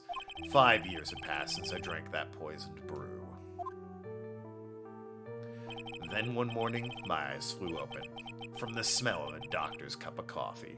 No one in 5 years ever brought coffee near you? 5 years? You were asleep for 5 years? And the worst possible news was waiting for me. God damn, even in death. Mia Fey was dead. From the very moment I opened my eyes, I had lost everything I thought I had. The woman I love had been murdered, and the woman I loathed had been sentenced to death. Sounds like a net, a net zero gain, a zero-sum game there. Well, you lost the woman you loved, but the woman you hated was dead, so call it a wash. Judge, keep the fuck up. Come on, man. The woman you loathed? The woman who had spiked my scalding hot coffee. Dahlia Hawthorne.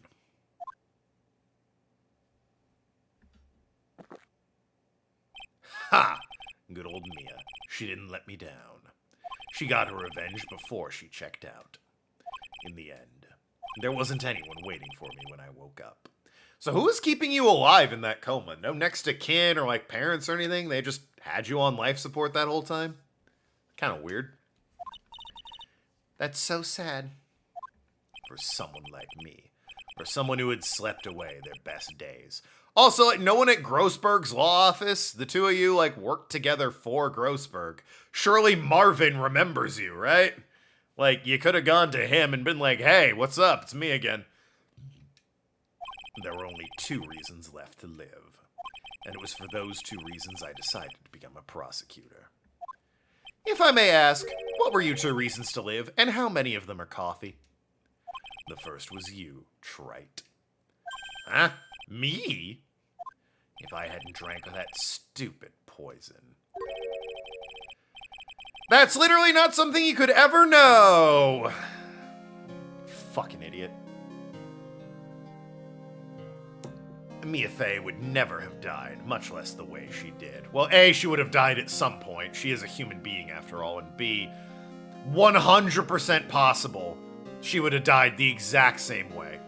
Maybe you would have been like, I'll never let you alone with Red White. But that's a maybe at best, dude.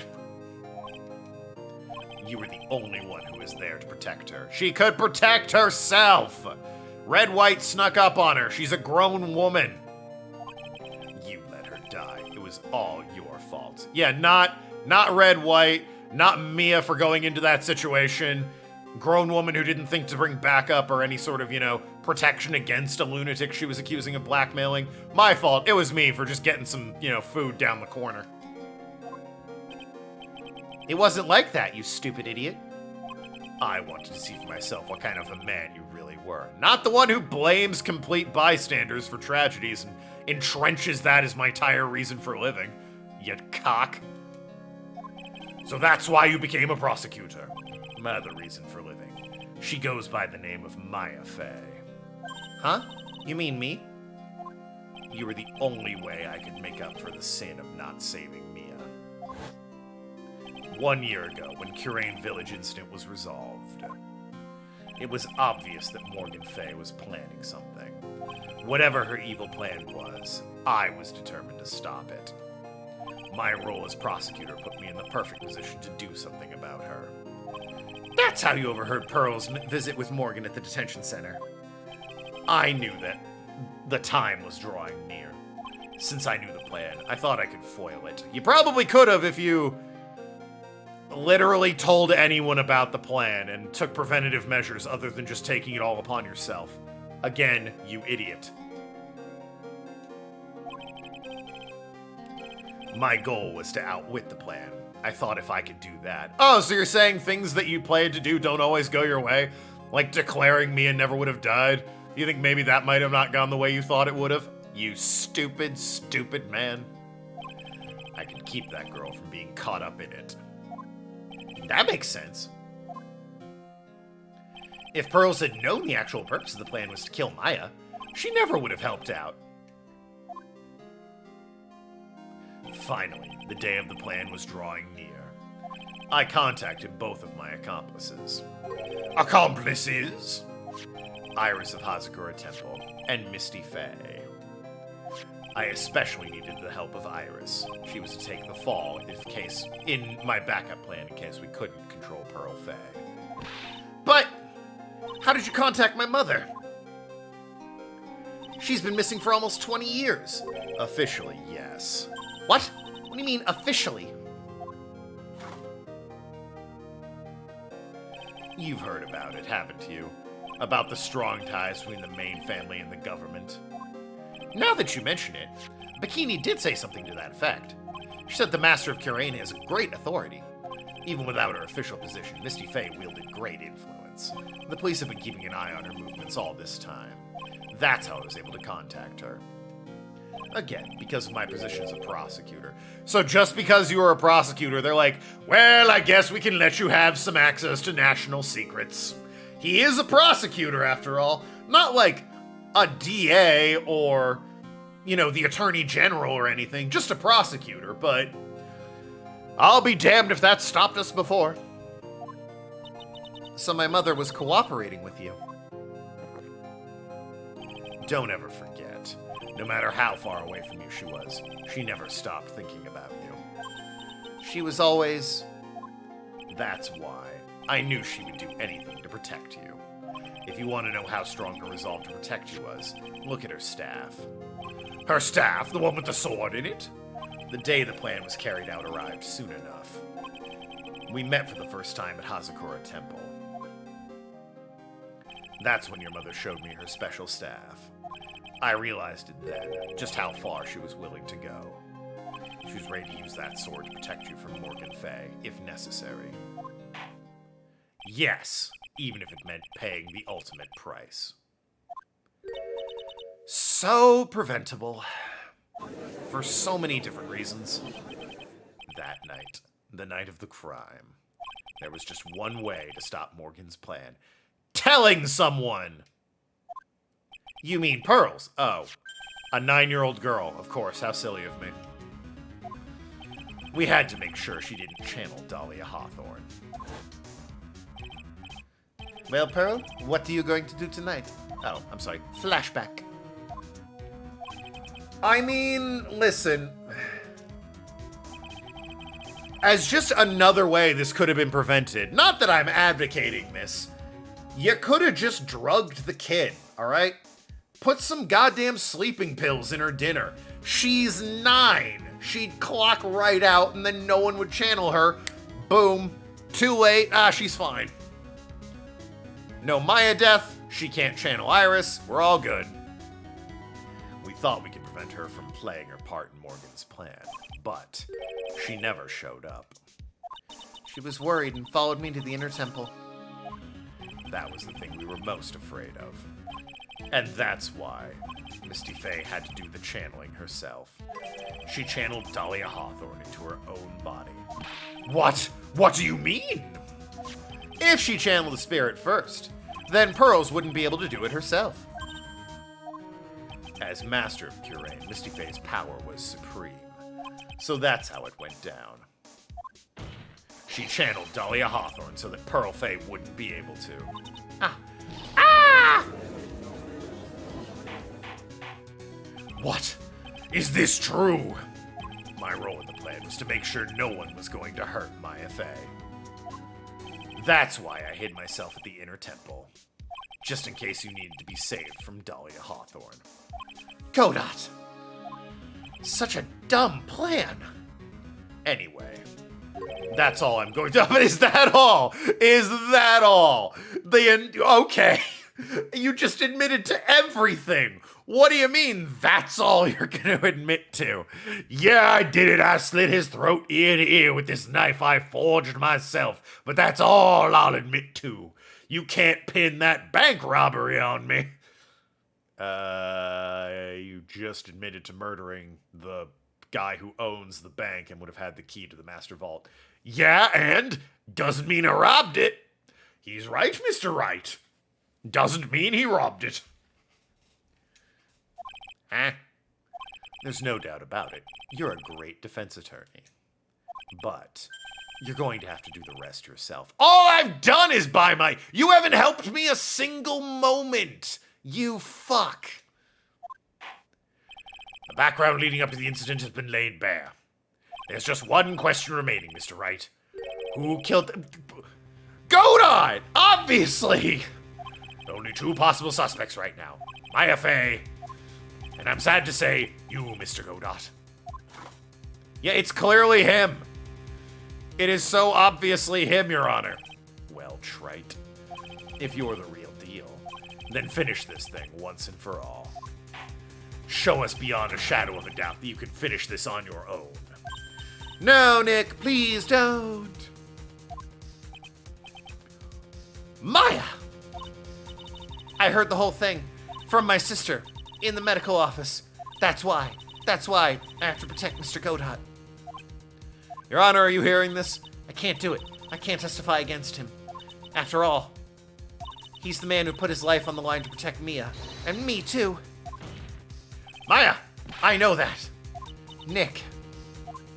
But even so, it doesn't absolve him of his crime. Please, Maya, testify. Miss Fey, your testimony, please. This is the final testimony. Don't bother trying to hide anything, because I'll know. I want to hear the truth from your own lips. I understand. I'm sure you're right. I'm ready now, Nick. All right, young lady. Tell us about the moments before you lost consciousness. What exactly happened at the time of the murder? God, I've been going an hour and 40 minutes. 100 minutes! God, why is this last case so fucking long? Just before it happened, I think I saw some red lights, 3 of them. I thought I asked for help, but just then I was splattered with blood. She wasn't dead, though. She struck back at the enemy behind her. Suddenly, the red light went out and the whole area was dark. Just at that moment, there was a horrible scream. Right after that, Dahlia collapsed and I lost consciousness. Alright, so the knife embedded in the bonsai tree is definitely Godot's blood then. Those red lights? I thought you said you don't remember seeing them. I'm sorry. I thought I saw them, but then they disappeared all of a sudden. Yeah, because she knocked his mask off. Got it. Ha! Things break, Trite. Even the best of theories. Who was it that stabbed Misty Fey? Looks like you still can't prove it. Maya's telling the truth this time. I know it. The rest is up to me. Well then, Mr. Wright, proceed with your final cross-examination of the witness. And it is your final one until, like, 2 games from now. 3 if you... 4, I guess, if you count the Edgeworth files. Just before it happened, I saw 3 red lights. Lights shining in the dark. I don't think you could make a mistake about that. Yeah, you're right. I think I saw them, but I can't say for certain. And I can't tell you for sure that they were Mr. Godot's, from Mr. Godot's mask either. I don't get the feeling she's covering for him anymore, but sure. But just after that, you turned towards the lights and called for help. Isn't that because you thought the lights were coming from Mr. Godot's mask? Yeah, I guess so. Maybe that's what I was thinking at the time, but I can't remember. After all, there was a person I couldn't identify in front of me. Why, his life was in terrible danger at the time. There's no way she can remember the details of the scene perfectly. All right then, let's go on with the testimony. What did you do when you saw the red lights? I asked for help. That blood, was it Dahlia Hawthorne's blood? Only 2 or 3 cases I can think of are longer than this one. Rise from the Ashes. Maybe 6-5 and maybe Investigations 1-5. I don't think 1-5. This effectively doubled the length of the game. Like, I've been on this case for about as long as the rest of the cases in this game combined, so I don't think this one, or rather, I don't think Rise from the Ashes, maybe, because that one, it had all the nice room of the Nintendo DS, so it did basically double the length of the game, because it is a long one. I don't remember 6-5 very well, and maybe Investigations 1-5. I think so, just probably for a moment. I heard a soft scream that seemed to be close by. It was a woman's voice. That was when the killer stabbed the victim from behind with the murder weapon. Is that right? Without a doubt, Maya was in the middle of a really dangerous situation. Anyway, the victim was stabbed by the murder weapon. The last case of Investigations really dragged on. It's true. That one, it's up there. What happened after that? She wasn't dead, though. She was struck back the enemy behind her. Struck back? How do you know that? Well, you're right. I didn't see it exactly. But I could tell by the sounds of their breathing and movement. And also, the smell of blood. You've witnessed more horror than any young lady should have ever have to in one life. Tell us more about it. I couldn't move. I could barely make out their shadows moving in the dark, but I had no idea what to do. Could you still see the red light you mentioned earlier? Yes, I think so. But suddenly the red light went out and the whole area was dark. They went out? Yes. Suddenly I couldn't see them at all. What could it mean? Red lights were coming from Godot's mask, and they went out right in the middle of a fight. Maybe the mask was damaged, or maybe it was knocked off, or maybe the batteries ran out. Right, Trite? That thing runs on batteries? Or maybe those little red pinhead-looking lights just stopped working? What could have really happened then?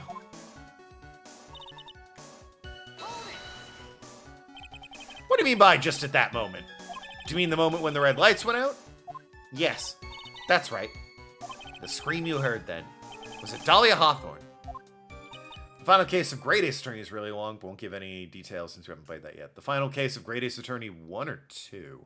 Which reminds me, Kaida and I do need to get back to playing that. I don't think so. I'm pretty sure it was a man's voice. Wait, you said it was... What?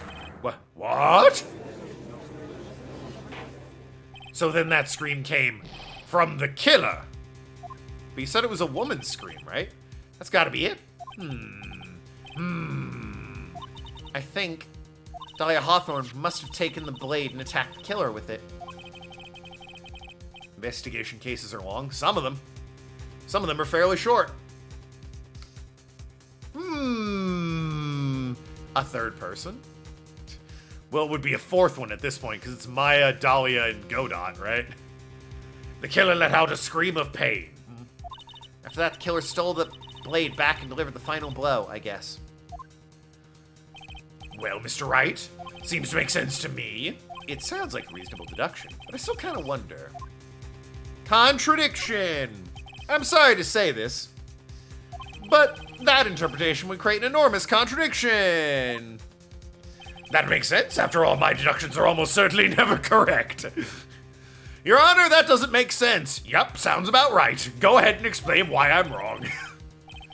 Remember the testimony she just gave before the killer let out a scream? Maya said she'd already been slathered from the victim's blood. In other words, the blade and the staff had already been plunged into the victim. Ah! Is that right? She couldn't have struck back with a sword that was already stuck in her body. The weapon that caused the killer to let out a scream must have been something other than the staff. If you're so sure about that, then don't keep us waiting any longer, trite. There's only one thing I can think of that could have been used as the weapon here. If Dahlia Hawthorne had already been stabbed in the back by the staff, what could she have used to strike back at the killer? Obviously, an entire lantern!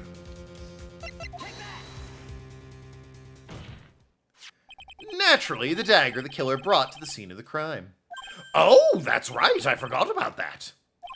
This dagger was found at the crime scene, stuck in a pine tree. Yes, the detective found it that morning and brought it to me. Also, it's a bonsai tree. Dahlia Hawthorne struck back at the killer with this, and she managed to wound him as well. Objection!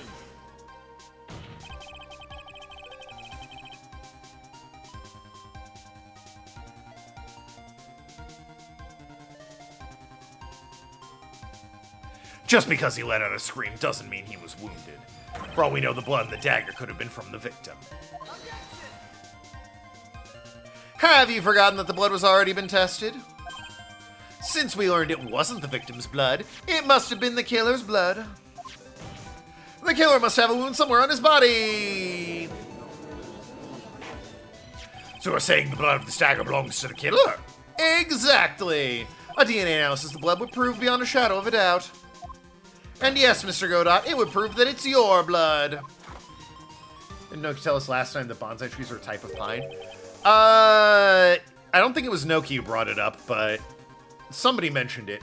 That being said, when I think pine tree, I think of a pine tree. It's clearly a bonsai tree. Just because it's a type of pine doesn't make it less of a bonsai tree. Just call it a bonsai tree. That's what it is. Nice theory, trite.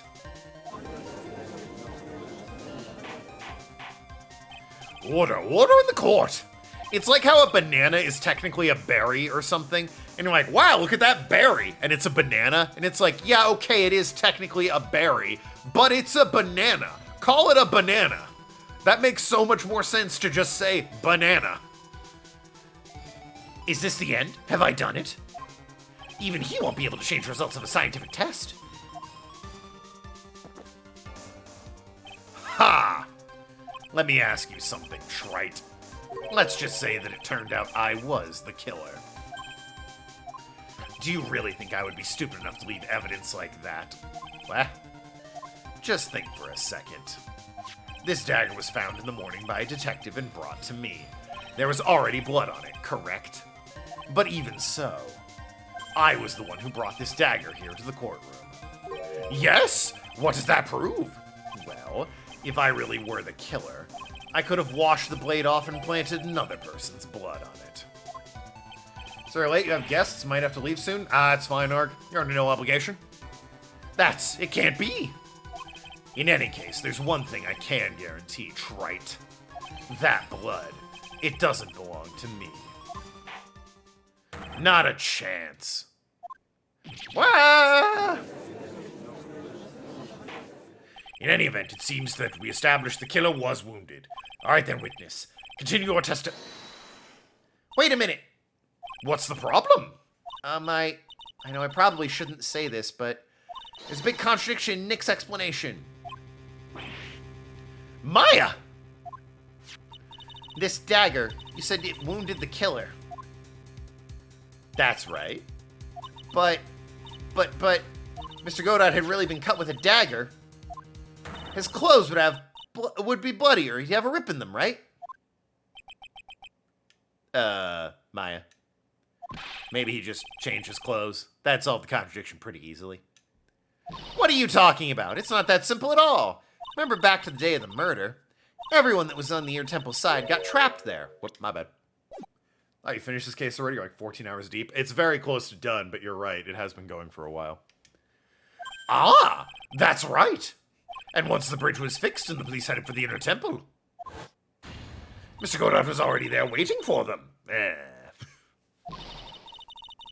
Nice streak. He never had a chance to change his clothes. Ack! Order! Order! What the witness is saying is true. Well, maybe he brought a change of clothes with him. But... no one could have predicted the lightning strike that shut down the bridge.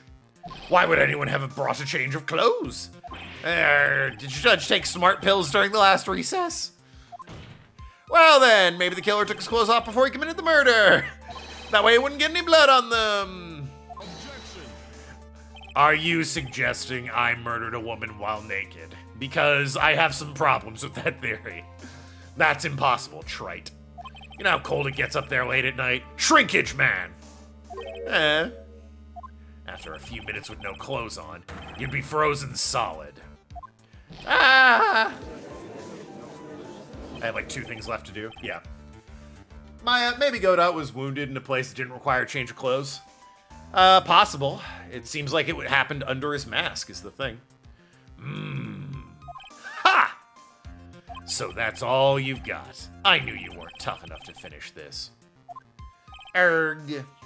Right now, if Mia Fey were here, she would have closed the book on this case already. Huh, funny, you think she's a better lawyer than me and able to close the book on this case already, but she wasn't able to handle herself against Red White, huh? You fucking dickhead? Is that what you think? Is that how it's gonna be? If Mia Fey was here. Come on, trite, can you do it or not? How about it, Mr. Wright? You've accused Mr. Godot of being the killer, but can you prove it? Have you got even one piece of evidence?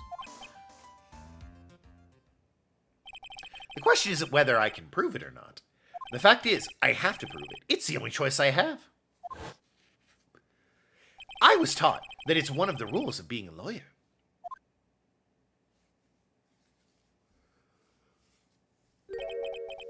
I can prove it. I'm going to bring your magnificent vengeance to fruition, just as you want it.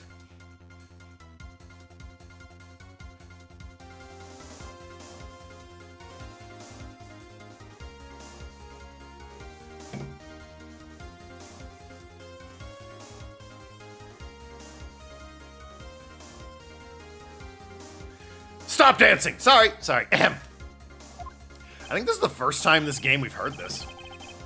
Which is a shame, it's a bop. I'm with Godot on that last one. In that place, with cloth, you might not freeze to death. Mountain Temple's real cold, you need real warm clothing not to freeze to death. Yeah, preferably inside. It's one of the later games is totally in the revisualization bit would have occurred. Oh yeah, that thing. Not sure I'm a fan of that, but I don't really remember it well enough. That's good, a fighter to the bitter end, trite. Since there's just one piece of evidence that can prove your point. Whoa! Ha! Why don't we go for the ultimate penalty? Are you trying to pressure me, Mr. Godot? Because it doesn't matter to me. I've got the one piece of evidence I need. Give me a break. You've got nothing, trite. So what do I do at a time like this? It's simple. I've got to think outside the box and approach this from a different angle. I always like to partly, because some of the decoy options in those are hilarious. Well, I mean, we have those in the pick 3 thing. Like, you ate the bone too! Iconic. Alright then, Mr. Wright, let's hear what you've got. There's one thing I've demonstrated in the previous cross-examination. The killer was wounded. That was proven by the blood on the dagger. But we decided it's impossible for him to hide such a wound. If he had been cut by a dagger, then it should have been a bloodstain on his clothing. There's one place the killer could have hidden his wound. What did you say? Hidden? This is it. My last stand. I think about it from a different angle. I don't need to think about why there's no bloodstains on his clothing. I need to show how he hid the wound. It's the end of the line, the final stop, Trite. Let's hear what you've got. Where's the location where the killer hid his wound? Well, it's under your visor, but I'm not sure. Do I present you? Because it's like your visor?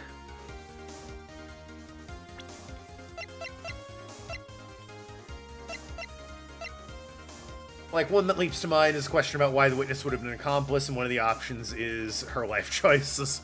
Your Honor, clearly this witness made terrible life decisions, and that's why she's on this path of evil. Consult the guide just in case. Yeah, but I want to give it a fair shake, at least on the first one. If I get this wrong, then I'll consult the guide. Aha, maybe. Ha! I don't know what you're talking about. And frankly, I don't need to know. What I do know is that you'll never be half the lawyer she was. Isn't that right, Trite? Are you sure? You just saw her ghost right there, you fucking dickhead. We're hearing his inner monologue. What was that just now? Mia. It can't be. You're living on through him? Wasn't that obvious by the way of, like, her sister and cousin channeled Mia herself, and she stood by me, helping me solve crimes? It wasn't clear that that's what was I took care of her plant, you son of a bitch. Of course she's living on through me. Even as we speak, you're still hiding the wound. You son of a bitch! That was pretty cool. It's beneath your mask! Yep, it was his profile. During the fight, the red light given off by the killer suddenly disappeared. Seconds later, the killer let out a scream. That's right, your mask went flying off your face. Mr. Godot, would you mind removing your mask? If you have a dagger wound under there somewhere. Then I'd say this whole case is solved. Arrgh.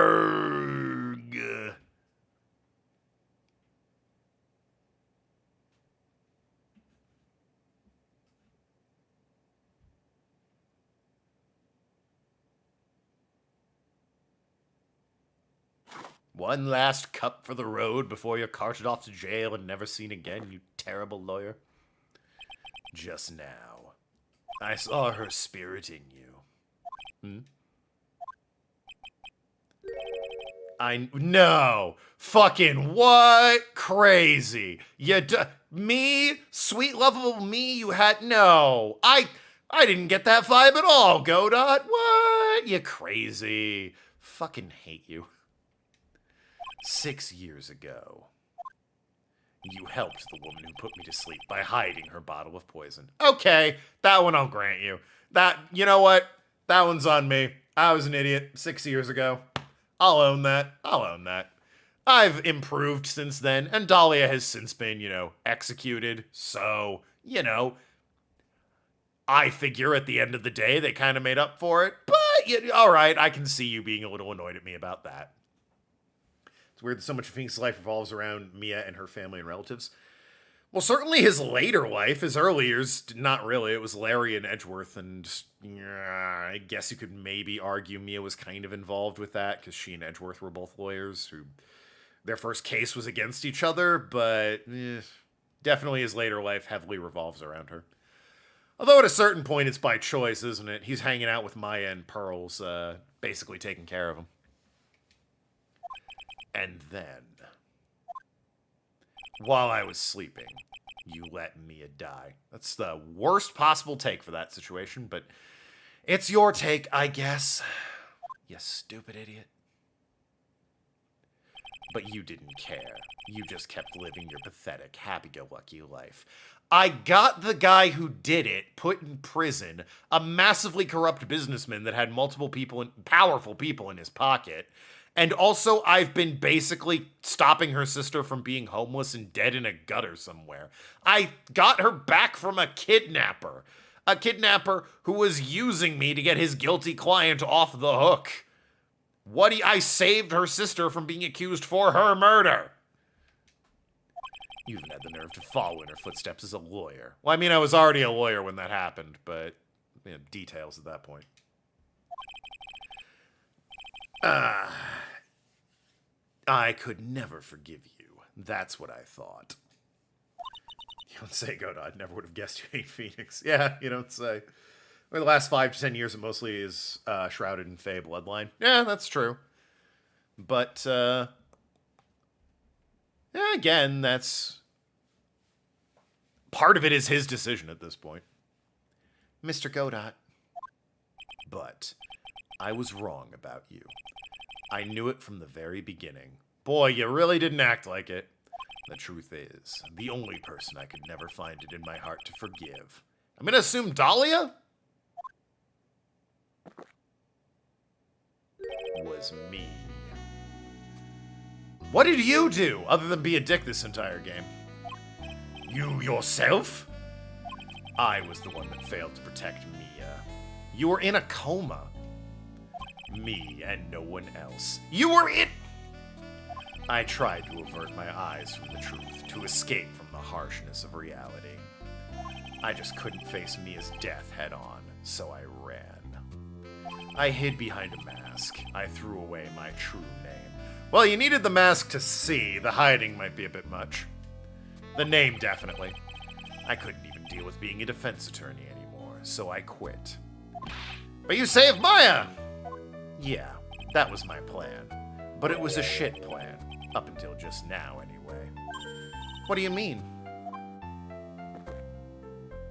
Are you listening, Maya? If I had really wanted to save you, then there's one person I should have gone to and talked to right away. Who would that be? I don't know. Like, so many people. Talking about Nick, but I didn't do it. I tried to get the help of Iris and your mother, but I closed my eyes to the most important man involved. Well, at least you admit it. I'll give you that. I'm surprised we never really delved into Phoenix's background with his family in Ace Attorney games. Only backstory we got is that Phoenix was friends with Larry and Edgeworth and dated Dahlia. The argument, I guess, is that it's not important. We know why he became a lawyer, and it's because of Edgeworth. Beyond that, do we really need much? Besides, maybe the writers saw that, Nathan, and said, oh shit, we did mess that up. This next guy, Apollo, let's give him 900 backstories to make up for it. So you know what? Given how they handled Apollo and his backstory, good! I'm glad there's nothing on Phoenix. Keep it that way. Do you know why? The real reason. His decision to Maya is so much trouble magnet. She's been dead in some backwards at Dark Alley years ago, if not for Phoenix. It's literally the only dude standing between her and the aforementioned Dark Fate. Yeah, pretty much. Well, he's admitting that he was wrong about Phoenix, at least. He's still not a good lawyer, but at least he's admitting he was wrong about Phoenix. No, why? I suppose I wasn't really interested in saving you at all. Huh? I think I was just trying to salvage what's left of my own broken soul. I wasn't trying to make up for the fact. I was trying to make up for the fact I couldn't save Mia, nothing more. Is Godot part of Team Flare? He does have the goggles. Wrong color uniform, though. That's why I let you walk right into a situation that I knew was dangerous. Forgive me. You're wrong! No, he's right. You put your life on the line to save Maya! Was it really for Maya's sake? Even I'm not really sure. Maybe. What do you mean by that? That night, in the darkness of the garden, when I saw her silhouette, a part of me must have known the truth. You went with the vest and the tie? I mean, I guess I knew that. You showed up in the temple wearing that. But, like, you didn't get a coat? It's fucking cold out there, my guy. Some snow pants? Where's your parka, my dude? Why'd you go fully dressed for court? A part of me must have known the truth. The truth that it wasn't really Dahlia Hawthorne standing there in front of me. I mean, I have a question. So I get that Misty Faye channeled Dahlia so that Pearl couldn't. What was the plan then? Now, okay, so now, but the point is, Dahlia was still channeled. You didn't, like, take any steps to restrain Misty or, like, bar the doors of where she was, because all Dahlia did was just go and do the thing she was gonna do anyway, but in Misty's body. You stopped Pearl from channeling her, but Dahlia still took over and attacked. What was the point of it? That's been on my mind for a while, and no one brought it up. Like, there was no preventative measure to stop Misty, or to stop Dahlia in Misty's body from attacking. Like, handcuff the bitch. What? Why wasn't that a thing? He had a coat in the anime? Oh, good to know. What flare? It's a reference to Pokemon. That's all you need to know, Arg. It's just a reference to Pokemon. It could have been Misty Faye, or even that little girl, but I still picked up the blade. It was like I was dreaming. I'm not sure exactly what was going on in my mind at that point. Was I really motivated by the pure desire to protect Maya Faye? I'm surprised he didn't freeze to death in that outfit. It's probably -°C in that mountain, especially at night. It was snowing, so yeah, definitely was. Needed more layers of clothing. Or was it something else? Yeah, it was snowing for several hours on that mountain, so it was definitely below freezing. Was it my hatred for a woman who had stolen everything from me 6 years earlier? Could it have been simply a desire for revenge? Probably it was both, right? You could argue both. And now, I don't know anything anymore. I did learn something today, however. I finally realized I was the... Oh my god, that was a lesson in a long time coming. What do you know? Some insight from this guy. Some introspection. I was just chasing an illusion. A fantasy. The stupid fantasy of defeating you in the courtroom. I mean, yeah. You were the one who made me realize my folly. You never ran away from Mia's death. Instead, you picked up where she left off, as a true defender of the people. Meow! In that one moment, I understood everything. Mr. Godot.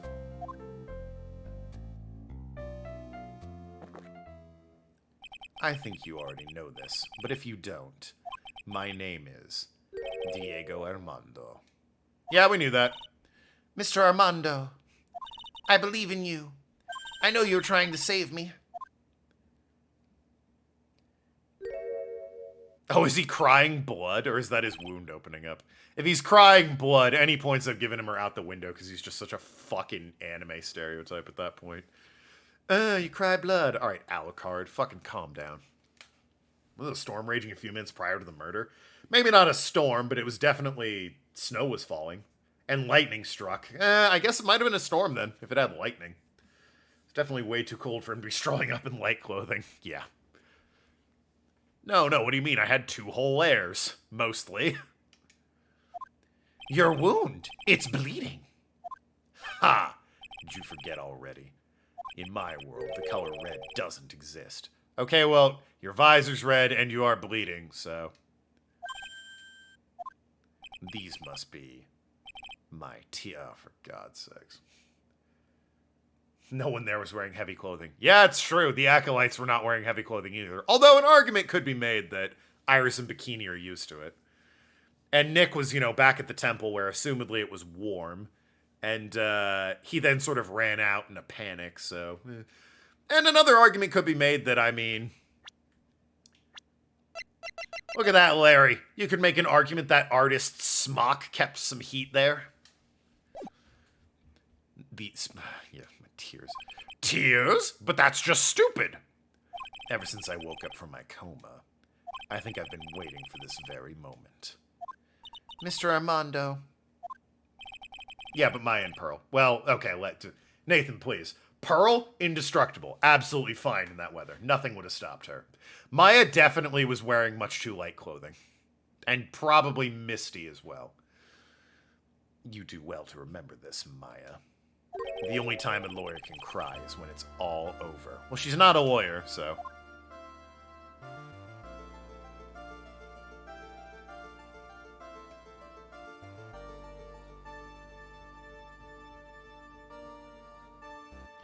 This time, it really is all over, isn't it?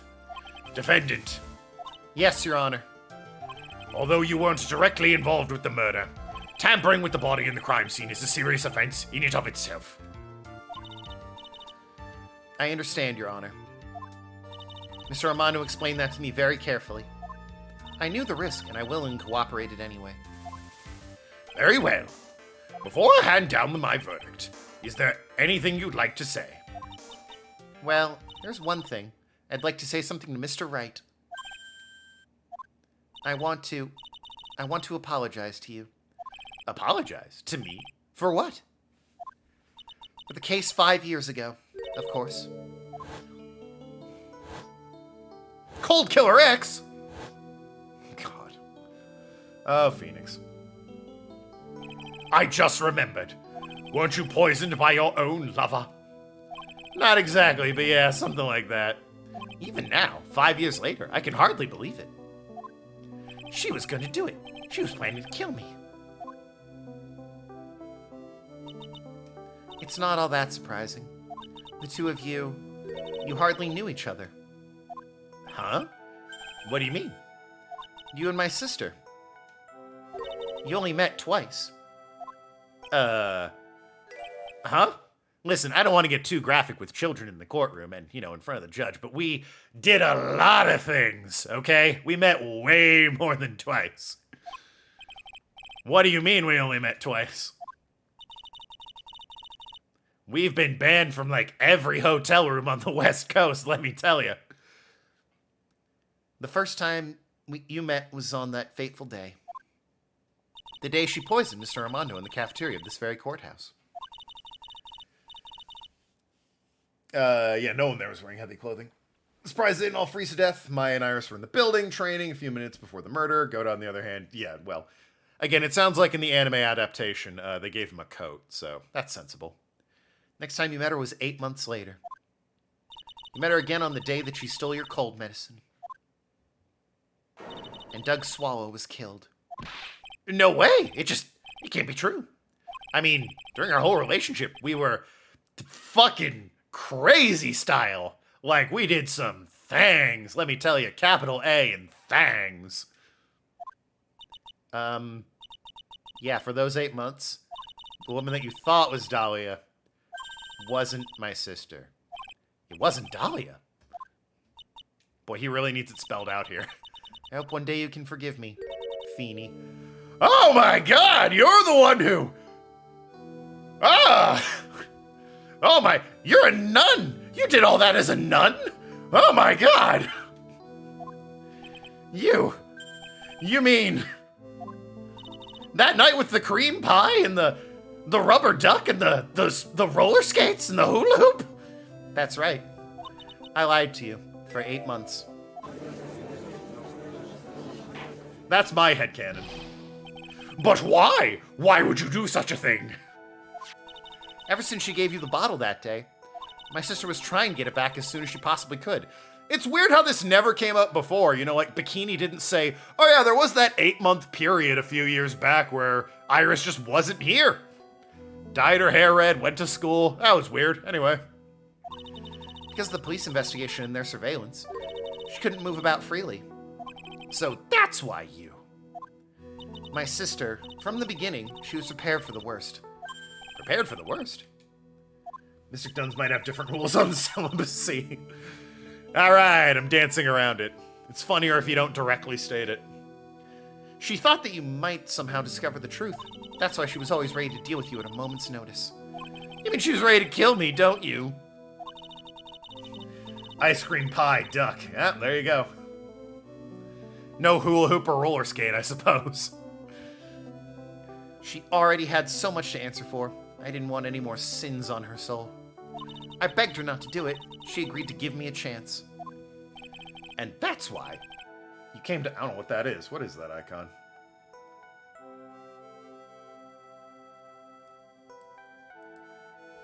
Oh, that's a roller skate. It's not showing up on the stream. It's not showing up in my chat. Over on the stream's chat, however, it is showing up. So, like, I can see it on the Twitch page. I can't see it on the stream. And I can't see it on my master chat here.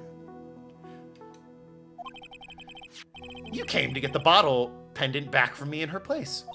But I couldn't get you to give it back. I failed at something even as simple as that. 8 months passed and I still couldn't get it back from you. Finally, my sister couldn't wait any longer. Weird. Yeah. She didn't consult me about her plans for you that day. It wasn't the first time that ever happened. Really? Oh, it was the first time. I'm sorry. That was a bit strange, wasn't it? Up until that day, you two were partners in crime, and she would confer with you. I think she must have noticed. Noticed what? My feelings for you. If I had found out she was planning to kill you, I would have done whatever was necessary to stop her. Even if it meant her life, or mine. Iris!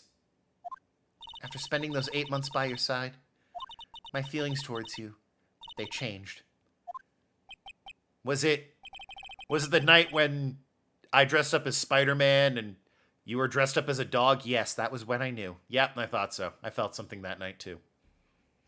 I have something to say to you, too. Yes. I faked every orgasm. God damn it. Couldn't say it. That is I think a Police Squad reference where fucking Leslie Nielsen is like, one more thing. I faked every orgasm. Great. Love that. So fucking stupid. Spider-Man dog champ. Hell yeah. She couldn't move freely, sure, but Iris, you and Dahlia were identical twins. How come you move freely? Well, the police were monitoring Dahlia. They weren't monitoring Iris. I don't think they knew about Iris. It's not like Dahlia paraded that she had a twin sister. Yeah, exactly. From what I've seen, the whole world's police force, pretty sure they'd mix up the two of you on a regular basis.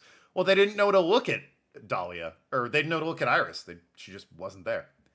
It is a Police Squad reference. It's a Police Squad. I thought it might be Naked Gun. It's one or the other. I mean, same shit, really, but... Yeah, just him going, I faked every orgasm. You really are the person I always thought you were. Even after Dahlia Hawthorne was found guilty, I still believed in you.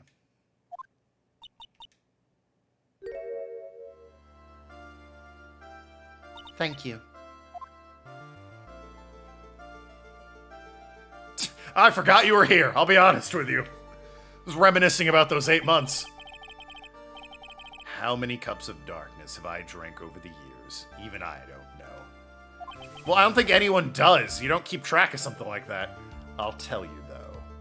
Right now, this one here is the greatest cup I think I've ever had. Don't you think so, Phoenix Wright? My real name?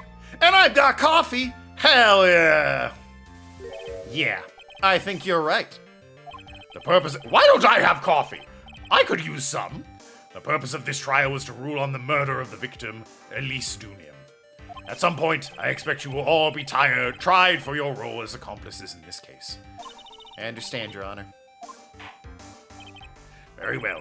On the charge of murder, I find the defendant not guilty.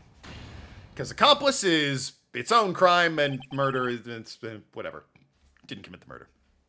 Court is now adjourned. Met Naked Gun. Police Squad is... Yeah, Police Squad is the TV show. Naked Gun's the movie.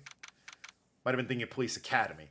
Yeah, Naked Gun is the movie that is Leslie Nielsen being Frank Drebin, the cop. It is based on the show Police Squad. Leslie Nielsen is in Naked Gun when he made that orgasm statement. Oh, okay. Police Squad and Naked Gun are literally the same thing. It didn't work as a show in like half-hour formats. It worked as a movie when it was sort of a much longer thing. I guess it's all over. The way everything ended, was justice really served? The man who risked his life to save Maya is being sent to prison by my own hand. But then I think about what he did with that mirror in the restaurant, and I'm like, you know what? I'm good with it. Of course justice was served. Mia, can you, like, get a coat or something? My God, woman. I'm so proud of you, Phoenix. Your defense was truly brilliant. But I couldn't save Mr. Armando. The man who cared so deeply for you. You're wrong, Phoenix. You did save Diego. You saved him the only way possible. You mean with that verdict? I think one day you'll understand too. Phoenix, I want you to remember one thing. You're as good out there today as any defense attorney could have ever hoped to be. There's nothing more you can learn from me. Mia! Do we ever see Mia again?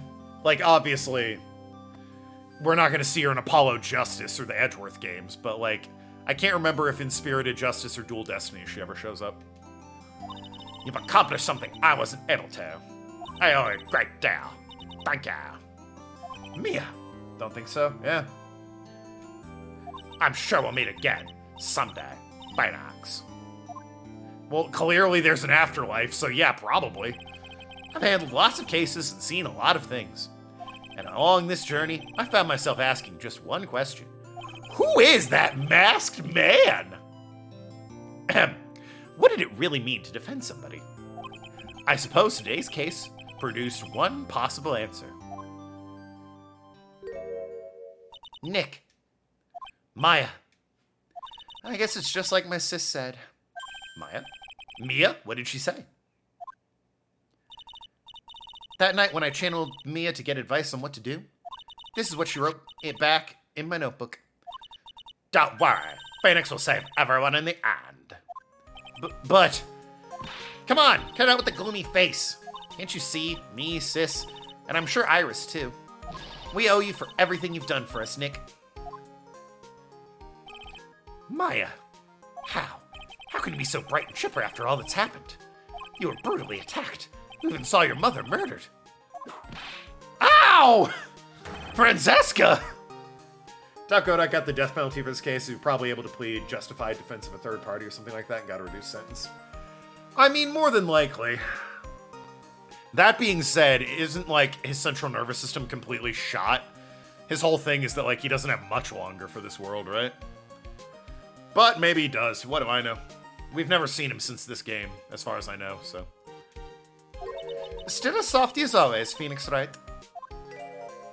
Excellent work, Wright. Huh? Mr. Edgeworth, when did you get back? Oh, that's right. I guess no one filled her in on that. Edgeworth and Francesca have actually been helping me. Helping you? My girl! Got it coming. He set the bar for prosecuting solo. Tripping hazard now. Gumshoe could do a better job of prosecuting as Godot does. Gumshoe is much a reliable dork as he is. He's about as dumb as it comes. Yeah, I mean, this case, at least there's, like, a reason. He was trying to save his own ass, and, like, he had something to prove, I guess, and it came out in the end, but... Man, the mask-to-mask shit in the French restaurant, you have no excuse, my guy. That was terrible. Very poor display. If these two hadn't been here on the first day of the trial, the defense wouldn't have gotten anywhere. Wow, but where were you, Nick? I heard he fell into a river and caught a nasty cold, which forced him to sleep all day. Yes, he laid in bed shivering from his fever with Iris's hood pulled over his head. Oh, ouch. Talk about embarrassing, Nick. You definitely need more training. Anyway, thank you, Mr. Edgeworth. And you too, Francesca. Oh, Gumshoe? I don't suppose. No, damn it, not you. There's room for me in this group hug, is there? Oh, Larry. What's with the, longer than usual face? I realized something when I was reborn. I realized that Larry was never of any use to anyone, not even once. That's not true, right, Nick? I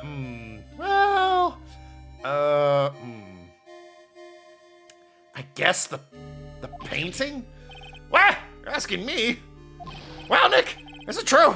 I've got a place in this world, right? Huh? Oh, yeah, of course. I knew it. Everyone would be better off if I was gone for good. No. Oh yeah! Those portraits you painted, they were really good. Isn't that right, Edgeworth? What? Me? Why are you making that face, huh, Edgy? Oh, well, yes, indeed. I certainly can't say they lack resemblance. Do you really mean it? What about you, Francie? Did I draw you well, too? Ah! My beauty can't possibly be captured by a mere crayon. Nevertheless, I recognize the effort you put into it, and that's worth something. So they do it, like you promised. You're gonna model my next picture book, Francie's Whippity Whipped. Ah! Don't get carried away. What was it, Francie's Whippity Whip Trip or something? Well, how about that? I guess painting portraits is the only thing I'm good at. The painting of pearls is pretty darn good, too, if you ask me. Is that it? Because if it is, that's very good. It's a fucking photo. Probably made her forehead too small, honestly. Larry, on the other hand, I'd say have him electrocuted, then go on any other day of the week. Yeah, Larry, you were such a pain. Huh? Now that you mention it, I haven't seen her around. Pearls. Where could she have gone? Well, Phoenix, you know where she is physically. Normally she'd have made a beeline for Maya. Oh, I'll go look for her. Be right back. Hey, Pearly! Right. You seem to be uncharacteristically puzzled. I suspect you're wondering how Maya can be so cheerful despite all that has happened. Yeah. To be honest, I can't understand it either. Francesca! That's right. She lost her father fairly recently as well. I think I understand how she feels. Maya's a much wiser person than she appears, and I think she realizes something. Phoenix ain't the brightest crayon either. No, he is not. Now is exactly the time when she needs to be as strong as she can. What do you mean by, now is exactly the time? Maya wasn't the only one that was badly wounded by this incident. In fact, there was somebody that was hurt far more deeply than she. I believe it's for that person that Maya's trying her best not to cry. Someone who's hurt more deeply than Maya? Edgeworth, I think I'm starting to understand too. Ow! Then tell me, Phoenix Wright, who is Maya Fey being strong for? Mary, but... Obviously Pearl Fey. Come on, Von Karma. The poor kid. After all, the reason she worked so hard to follow the instructions was because she loved and believed in her mother, Morgan. It's for the good of the Fey clan. I'm sure she believed in every last word. She thought she was doing it for Maya. That's why she was so happy. I don't want to hear it. It shows how truly devoted she is to Maya. Don't want to fucking see it. Don't want to hear about it. It's cruel irony that it was her exuberance that led to this tragedy. I saw chat move. You better be talking about Edgeworth. Hey, look, it's Edgeworth is better be what you're referring to. Maya Fey's mother was killed, and Maya herself was put in the deepest peril imaginable. It's that vase. Fucking mods, make Nathan's dad admit he's proud of him and then make him disappear off the face of the earth so he can never hold him again. Thanks. And that's exactly why Maya is putting on a brave face. She's doing it for Pearl's sake, until she can see her smile again. Oh, hey, so this is where you all are. Wow, looks like we've got quite a bunch. Ow! What was that for, sir? Sorry about that, Scruffy. My Vip just seems to have a mind of its own. Just instinctually whipped him. What's up, Detective Gumshoe? Oh, you know, this and that. Anyway, congrats on your win. Let's go out tonight, pal. Dinner's on me. Gumshoe, you can't afford dinner.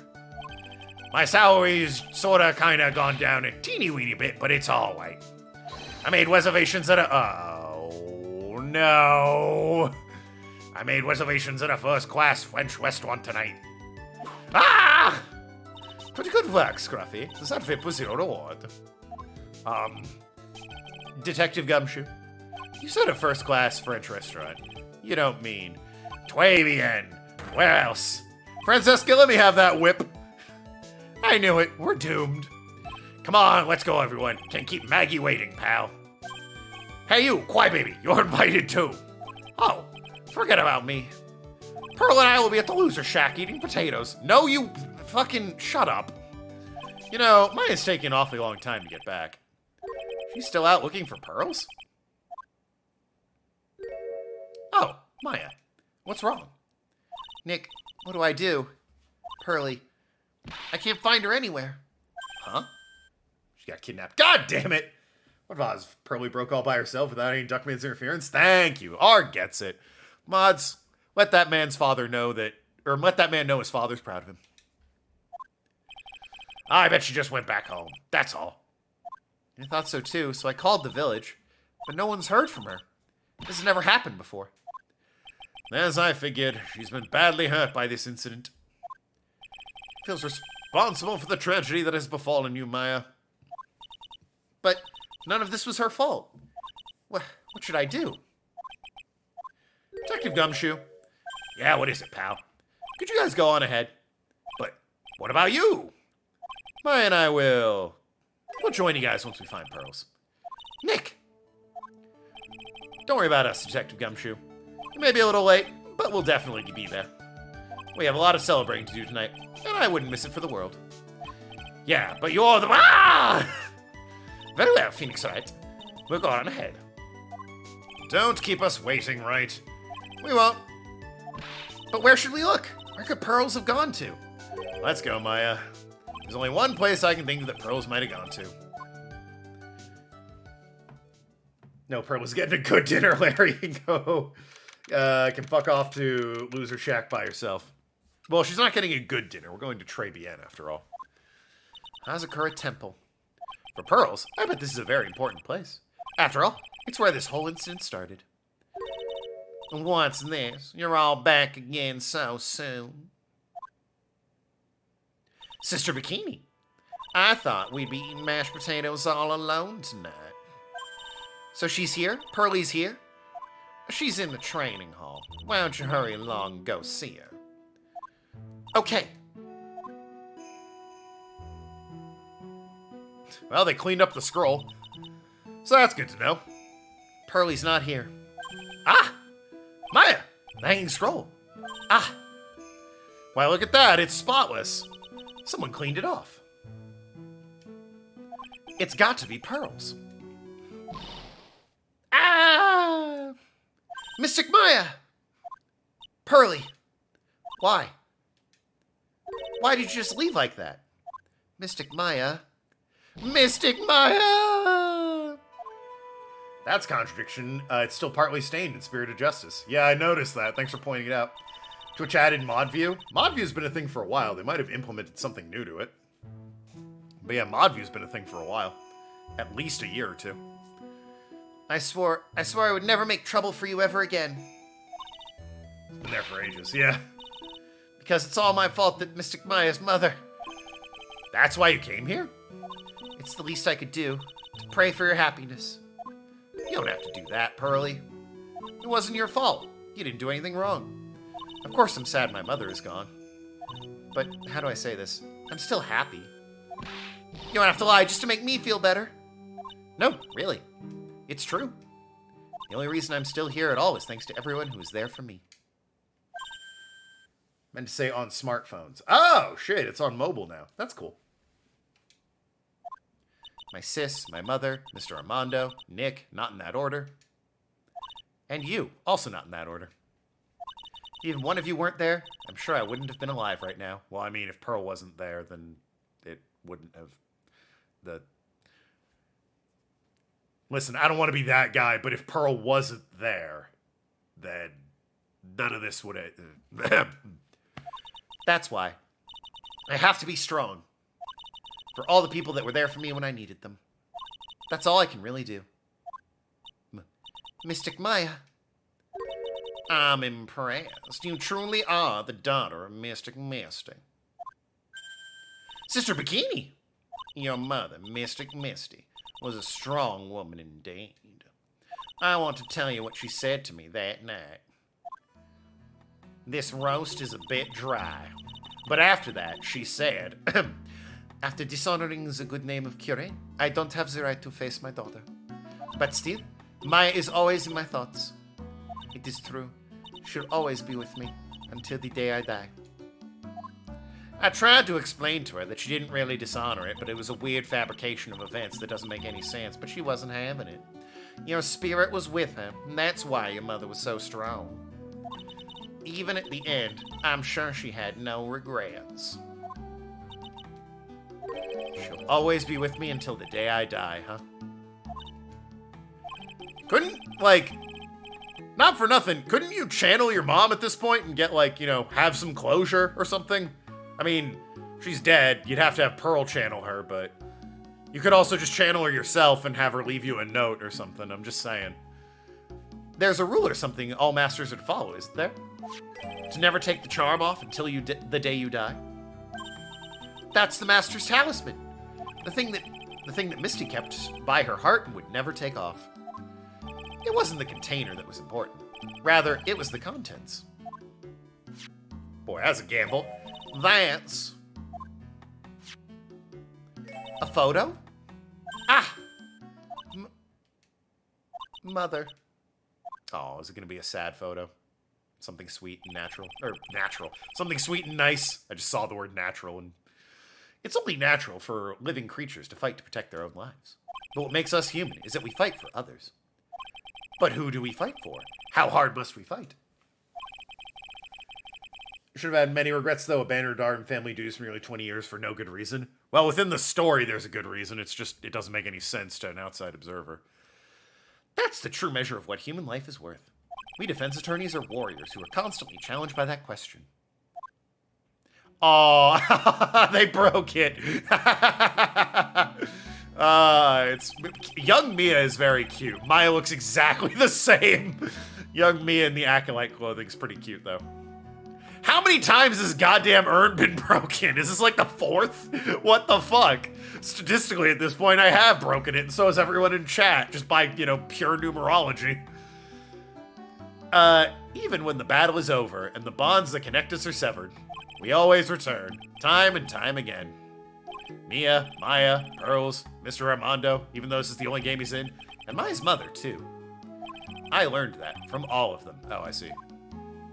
The lesson carried on. Well, should we get going? Do you think Amy's over it? Do you think, like, at this point it's a rite of passage to break that urn? And if no one breaks it, Amy's like, yo, what the hell? My urn?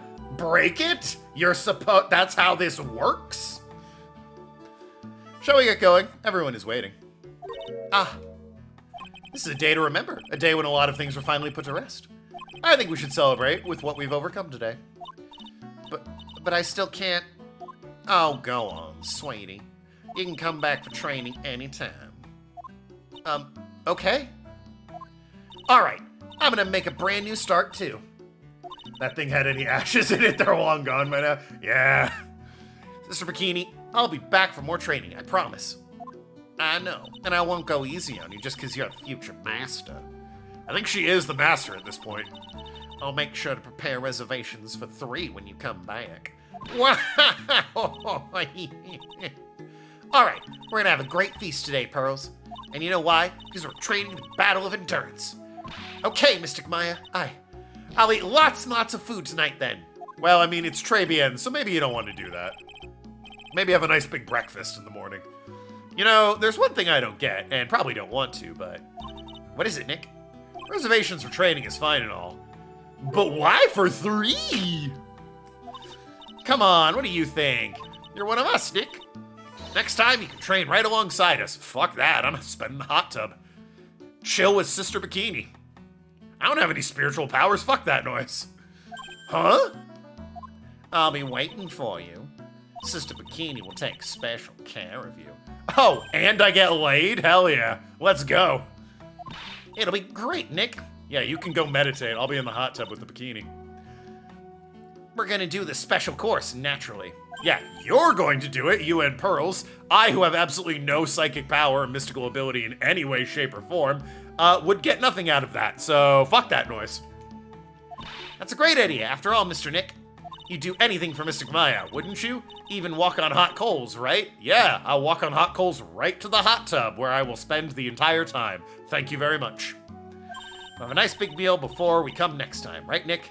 Well, that, sure, yeah, I'll agree to that. You know, I was wondering if I could say just one little thing. At this point, the vase is broken so many times of pure statistical probability, I wouldn't be surprised if I broke it somehow at some point. Yeah, exactly. Fucking everyone's broken it, why not? Sure, of course you can. Oh, I love this part. I can't wait to hear it. I'm getting goosebumps, too. Well then, here goes nothing. Objection! Shu Takumi, what the fuck is wrong with you? A mirror in a restaurant? I'll really have to work extra hard. Master of Curain and office manager of Wright & Co. offices. And I have to be a good big sister of Pearls and Nick, too. Well, as long as I'm not locked up or captured or something like that. But when has that ever We're done. Yeah, but we gotta see this part. And then I'll spin the wheel, and frankly, there's not enough time left to even bother with Papers, Please, so. Can't believe I got a full other stream out of this. So it's true, Mr. Nick really is Mystic Maya's knight in shining armor. He went through the special course all the way to the end. Wow. Actually, I heard there's a legendary extra special ultra course here, too. I think I'll surprise the two of them by making them a secret reservation. How charming. Trilogy's complete, but I don't get the last two achievements until after the credits roll, I don't think. Hey, he's got his old coat on. Maggie bought me a brand new coat as a present, pal. Or a new one. I feel 10 years younger. I'll never take it off. Yes, but somehow you just don't seem the same. I guess a dirty, shabby old overcoat is just more detective-like, sir. Don't worry about it. In the name of love, a man will soil himself silly. I'm gonna go ahead and say in the name of love, my wife would prefer it if I didn't do that, actually. Oh god, your voice. Mr. Wright, I am once again in your debt. Thanks to you, the Treasures of Curain exhibit was a great success. I even got to see Miss Von Karma, who I hadn't seen for almost a year. She taught me how to use it. Oh my god. They definitely fucked. Good for them.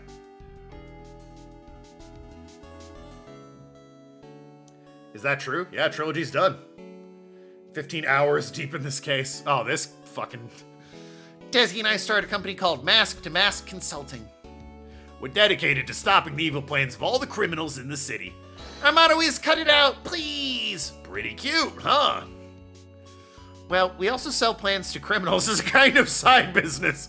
I wonder if that's okay. Sometimes I think maybe we're the worst criminals. Well then. No, what Gumshoe said about men. Oh, I mean, in the name of love, absolutely. But once you're married, your wife doesn't want to go through with that. I wanted to show my appreciation to Mr. Wright for exterminating Don Tigre. So I lent him $500,000 and a tea set, a special thick tea, one I mixed with my own two hands. I bet he's drinking it now. Win through compromise.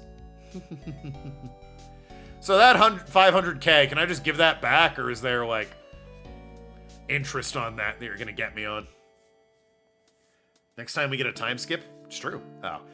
I'm just old and in the way. A wrinkling, grumpy, clown-nosed waste of flesh. At least that's what I thought. But my grandkids had a birthday party for me the other day. Talk about embarrassing. 69 years old and I cried like a baby with a dirty diaper. Hell yeah, 69 years old. There's a limit to how stupid you want to look. Oh yeah, no. Listen, if I'm trying to impress a woman, absolutely. But, you know, I'm already married, so... I forget your voice. We hired a new programmer to replace Glenn Elg. I hope everyone get along. His name is Adam Mata. Ugh, terrible first name. As soon as I heard his name, I knew our brain circuits would align perfectly. Terrible first name.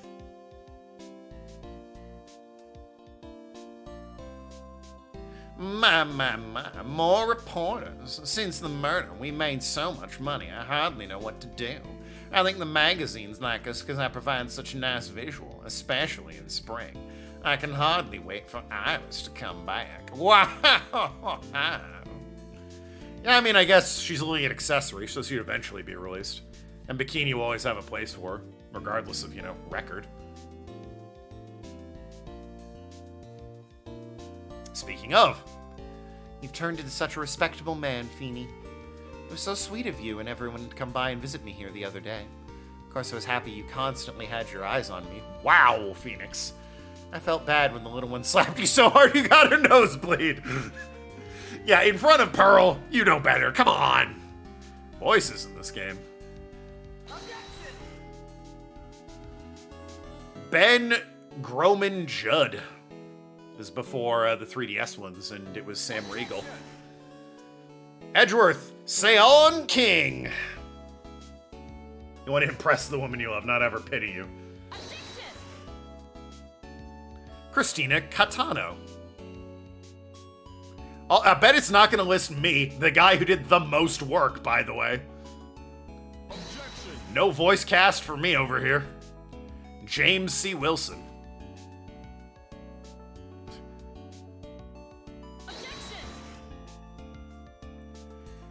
Janet Shu. Who? I don't know exactly how to pronounce that last name. I apologize. Oh, pain. David Chrislisp. Or Chrislip. Chrislip is a great last name for the guy who voices Pain. Uh-oh. Old bag! What's this? I'm back from a long, tiring vacation. No one's here to greet me. I guess while I was gone, my little whippersnapper buddy quit. Now I've got no one. And what kind of lonely, crazy security room is this supposed to be anyway? Well, with the flashing lights and the switches, I feel like some sort of space alien. And now what am I going to do with all these macadamia nuts? If I bring over to Edgepool, I know exactly what he'll say when he saw them. I can't really accept these, I'm afraid. There's something as painful and fragile heart. Oh, when I ever find a gentleman who treats me like a fine lady. You just know she says rat-a-tat-a-tat when she's firing. He left his jacket, wouldn't you? At the risk of going back for it and Old Bag being there. I finally found something I love to do. Franzie's whippity-whip trip is going to turn the art world on its head. I should have realized it sooner. Self-centered, lazy, antisocial. I'm an artist. A real good portrait artist. I'm not a loser after all. Well then. Says something about artists, doesn't it? Oh wow, that's actually decent if that's Larry's work. That's really good.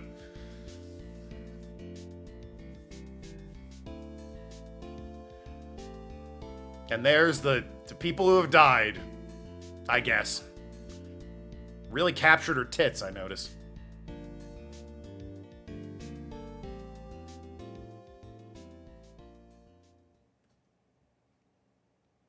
Two achievements, that's one. Clear all. Okay, well, I better get the other achievement for that, given that's clear all of it. There it is. Bridge to Turnabout. Episode 5 of Ace Attorney. Oh my god, that is the full 1,000 gamer score. It only took me 3 fucking years or whatever. Jesus Christ. No achievements for me. That would suck so bad. Unless it's some weird foreplay, maybe her pitting. What? Her pitting you can be a thing. Pitying thing. When you're dating, you want to impress, not pitying you. No, we got less Gumshoe after Ace Attorney 3. Yeah. Basically, no Gumshoe. Well, he's in the investigation games along with Von Karma. But after the investigation games, they really like axe a lot of the old guard characters. Anyway. We got a wheel to spin, and then that is going to be it for me.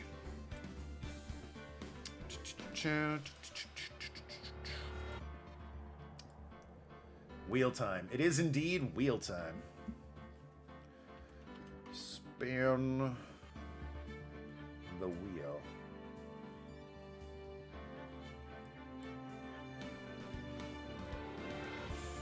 All right. Ahem. I think it's that one. Dead Souls returns on Thursday. We'll finally get to Kiryu. We will. There's, after all, only one chapter left with Ryuji, and then it's Kiryu. Probably 2 more streams of Dead Souls, and then that game is done. Done. There we go. All right. The Wheel. Man, pitying. Yeah, stupid autocorrect. All right. What do we... I love that emote of the... was that Totodile? The spinning Totodile? That's great. Steam World Heist, which I think is Steam World 3, but they might have stopped doing the number thing. Machinarium, whatever it is. Sinking City, Three Houses, Grimm, Back to the Future, Pokemon Ranger Shadow of Almia on there twice. Small Saga, the new WarioWare Switch game, Spider-Man for the PS4. Hat in Time's on there twice. Talos Principal, Mad Rat Dead, Bioshock, I Am Alive, WrestleQuest, Bug Snacks, the Uncharted Quadrilogy, Sunset Overdrive, Pizza Tower, Killer 7, Kid Chameleon, The Sims Busting Out, Arcs Fatalis, Castle Crashers, 30 Flights of Love, Infinite Fusion, No More Heroes, Travis Strikes Back, Journey to Savage Planet, AI, The Somnium Files, Randomized Bish Cap, Crash Bandicoot, Spyro 3, Sleeping Dogs Definitive Edition, and Streamer's Choice, Ratchet and Clank. Give this wheel a spin. Round and round she goes. Where it stops, you probably know. Fate certainly does. The good news is none of these are particularly horrific for me to play in my brain, so... Not AI, please. Another visual novel, no! I had to say it. It was so close to randomized Minish Cap. I'm doing another visual novel. Fuck me. I can't escape them. I'm just a visual novel streamer. That's all there is to it. Well, at least this one's already voiced. Oh, thank goodness. If it's already voiced, then I can spare myself one health and dream. Yeah, dream of something that isn't a visual novel. Oh, good lord. More visual novels, you better do the dub. Yeah. That's another one my wife has in her Steam library, so I'll just be stealing that when I play it. But anyway, that is going to be it for me today. And it for me with the Phoenix Wright trilogy. We will do the Apollo Justice trilogy eventually. I do want to... How long is that one? That's a rather personal question. You did, however, make me realize I want to know how long to beat that game is. Arcs Fatalis? Well, it's not Arcs Fatalis, because it's AI the Somnium Files, but okay. AI starts tomorrow. Yeah, how long to beat AI? How long to beat AI the Somnium Files? 23 hours, according to how long to beat. If you're a gamer that strives to see all aspects of the game, 100% completion is 29 and a half. So, investigation, duology. I might do those. I'm not sure how I feel about those, because the second one is already on my YouTube channel from years ago. I played a fan translation of that. And the first one I played very recently, watching through with a friend of mine, and also my wife to an extent. So it's kind of fresh in my mind. I don't think these games are as fun if I remember how they're doing it, and I'm not sure I want to replay the game. Since, you know, already on the channel. But, we'll see.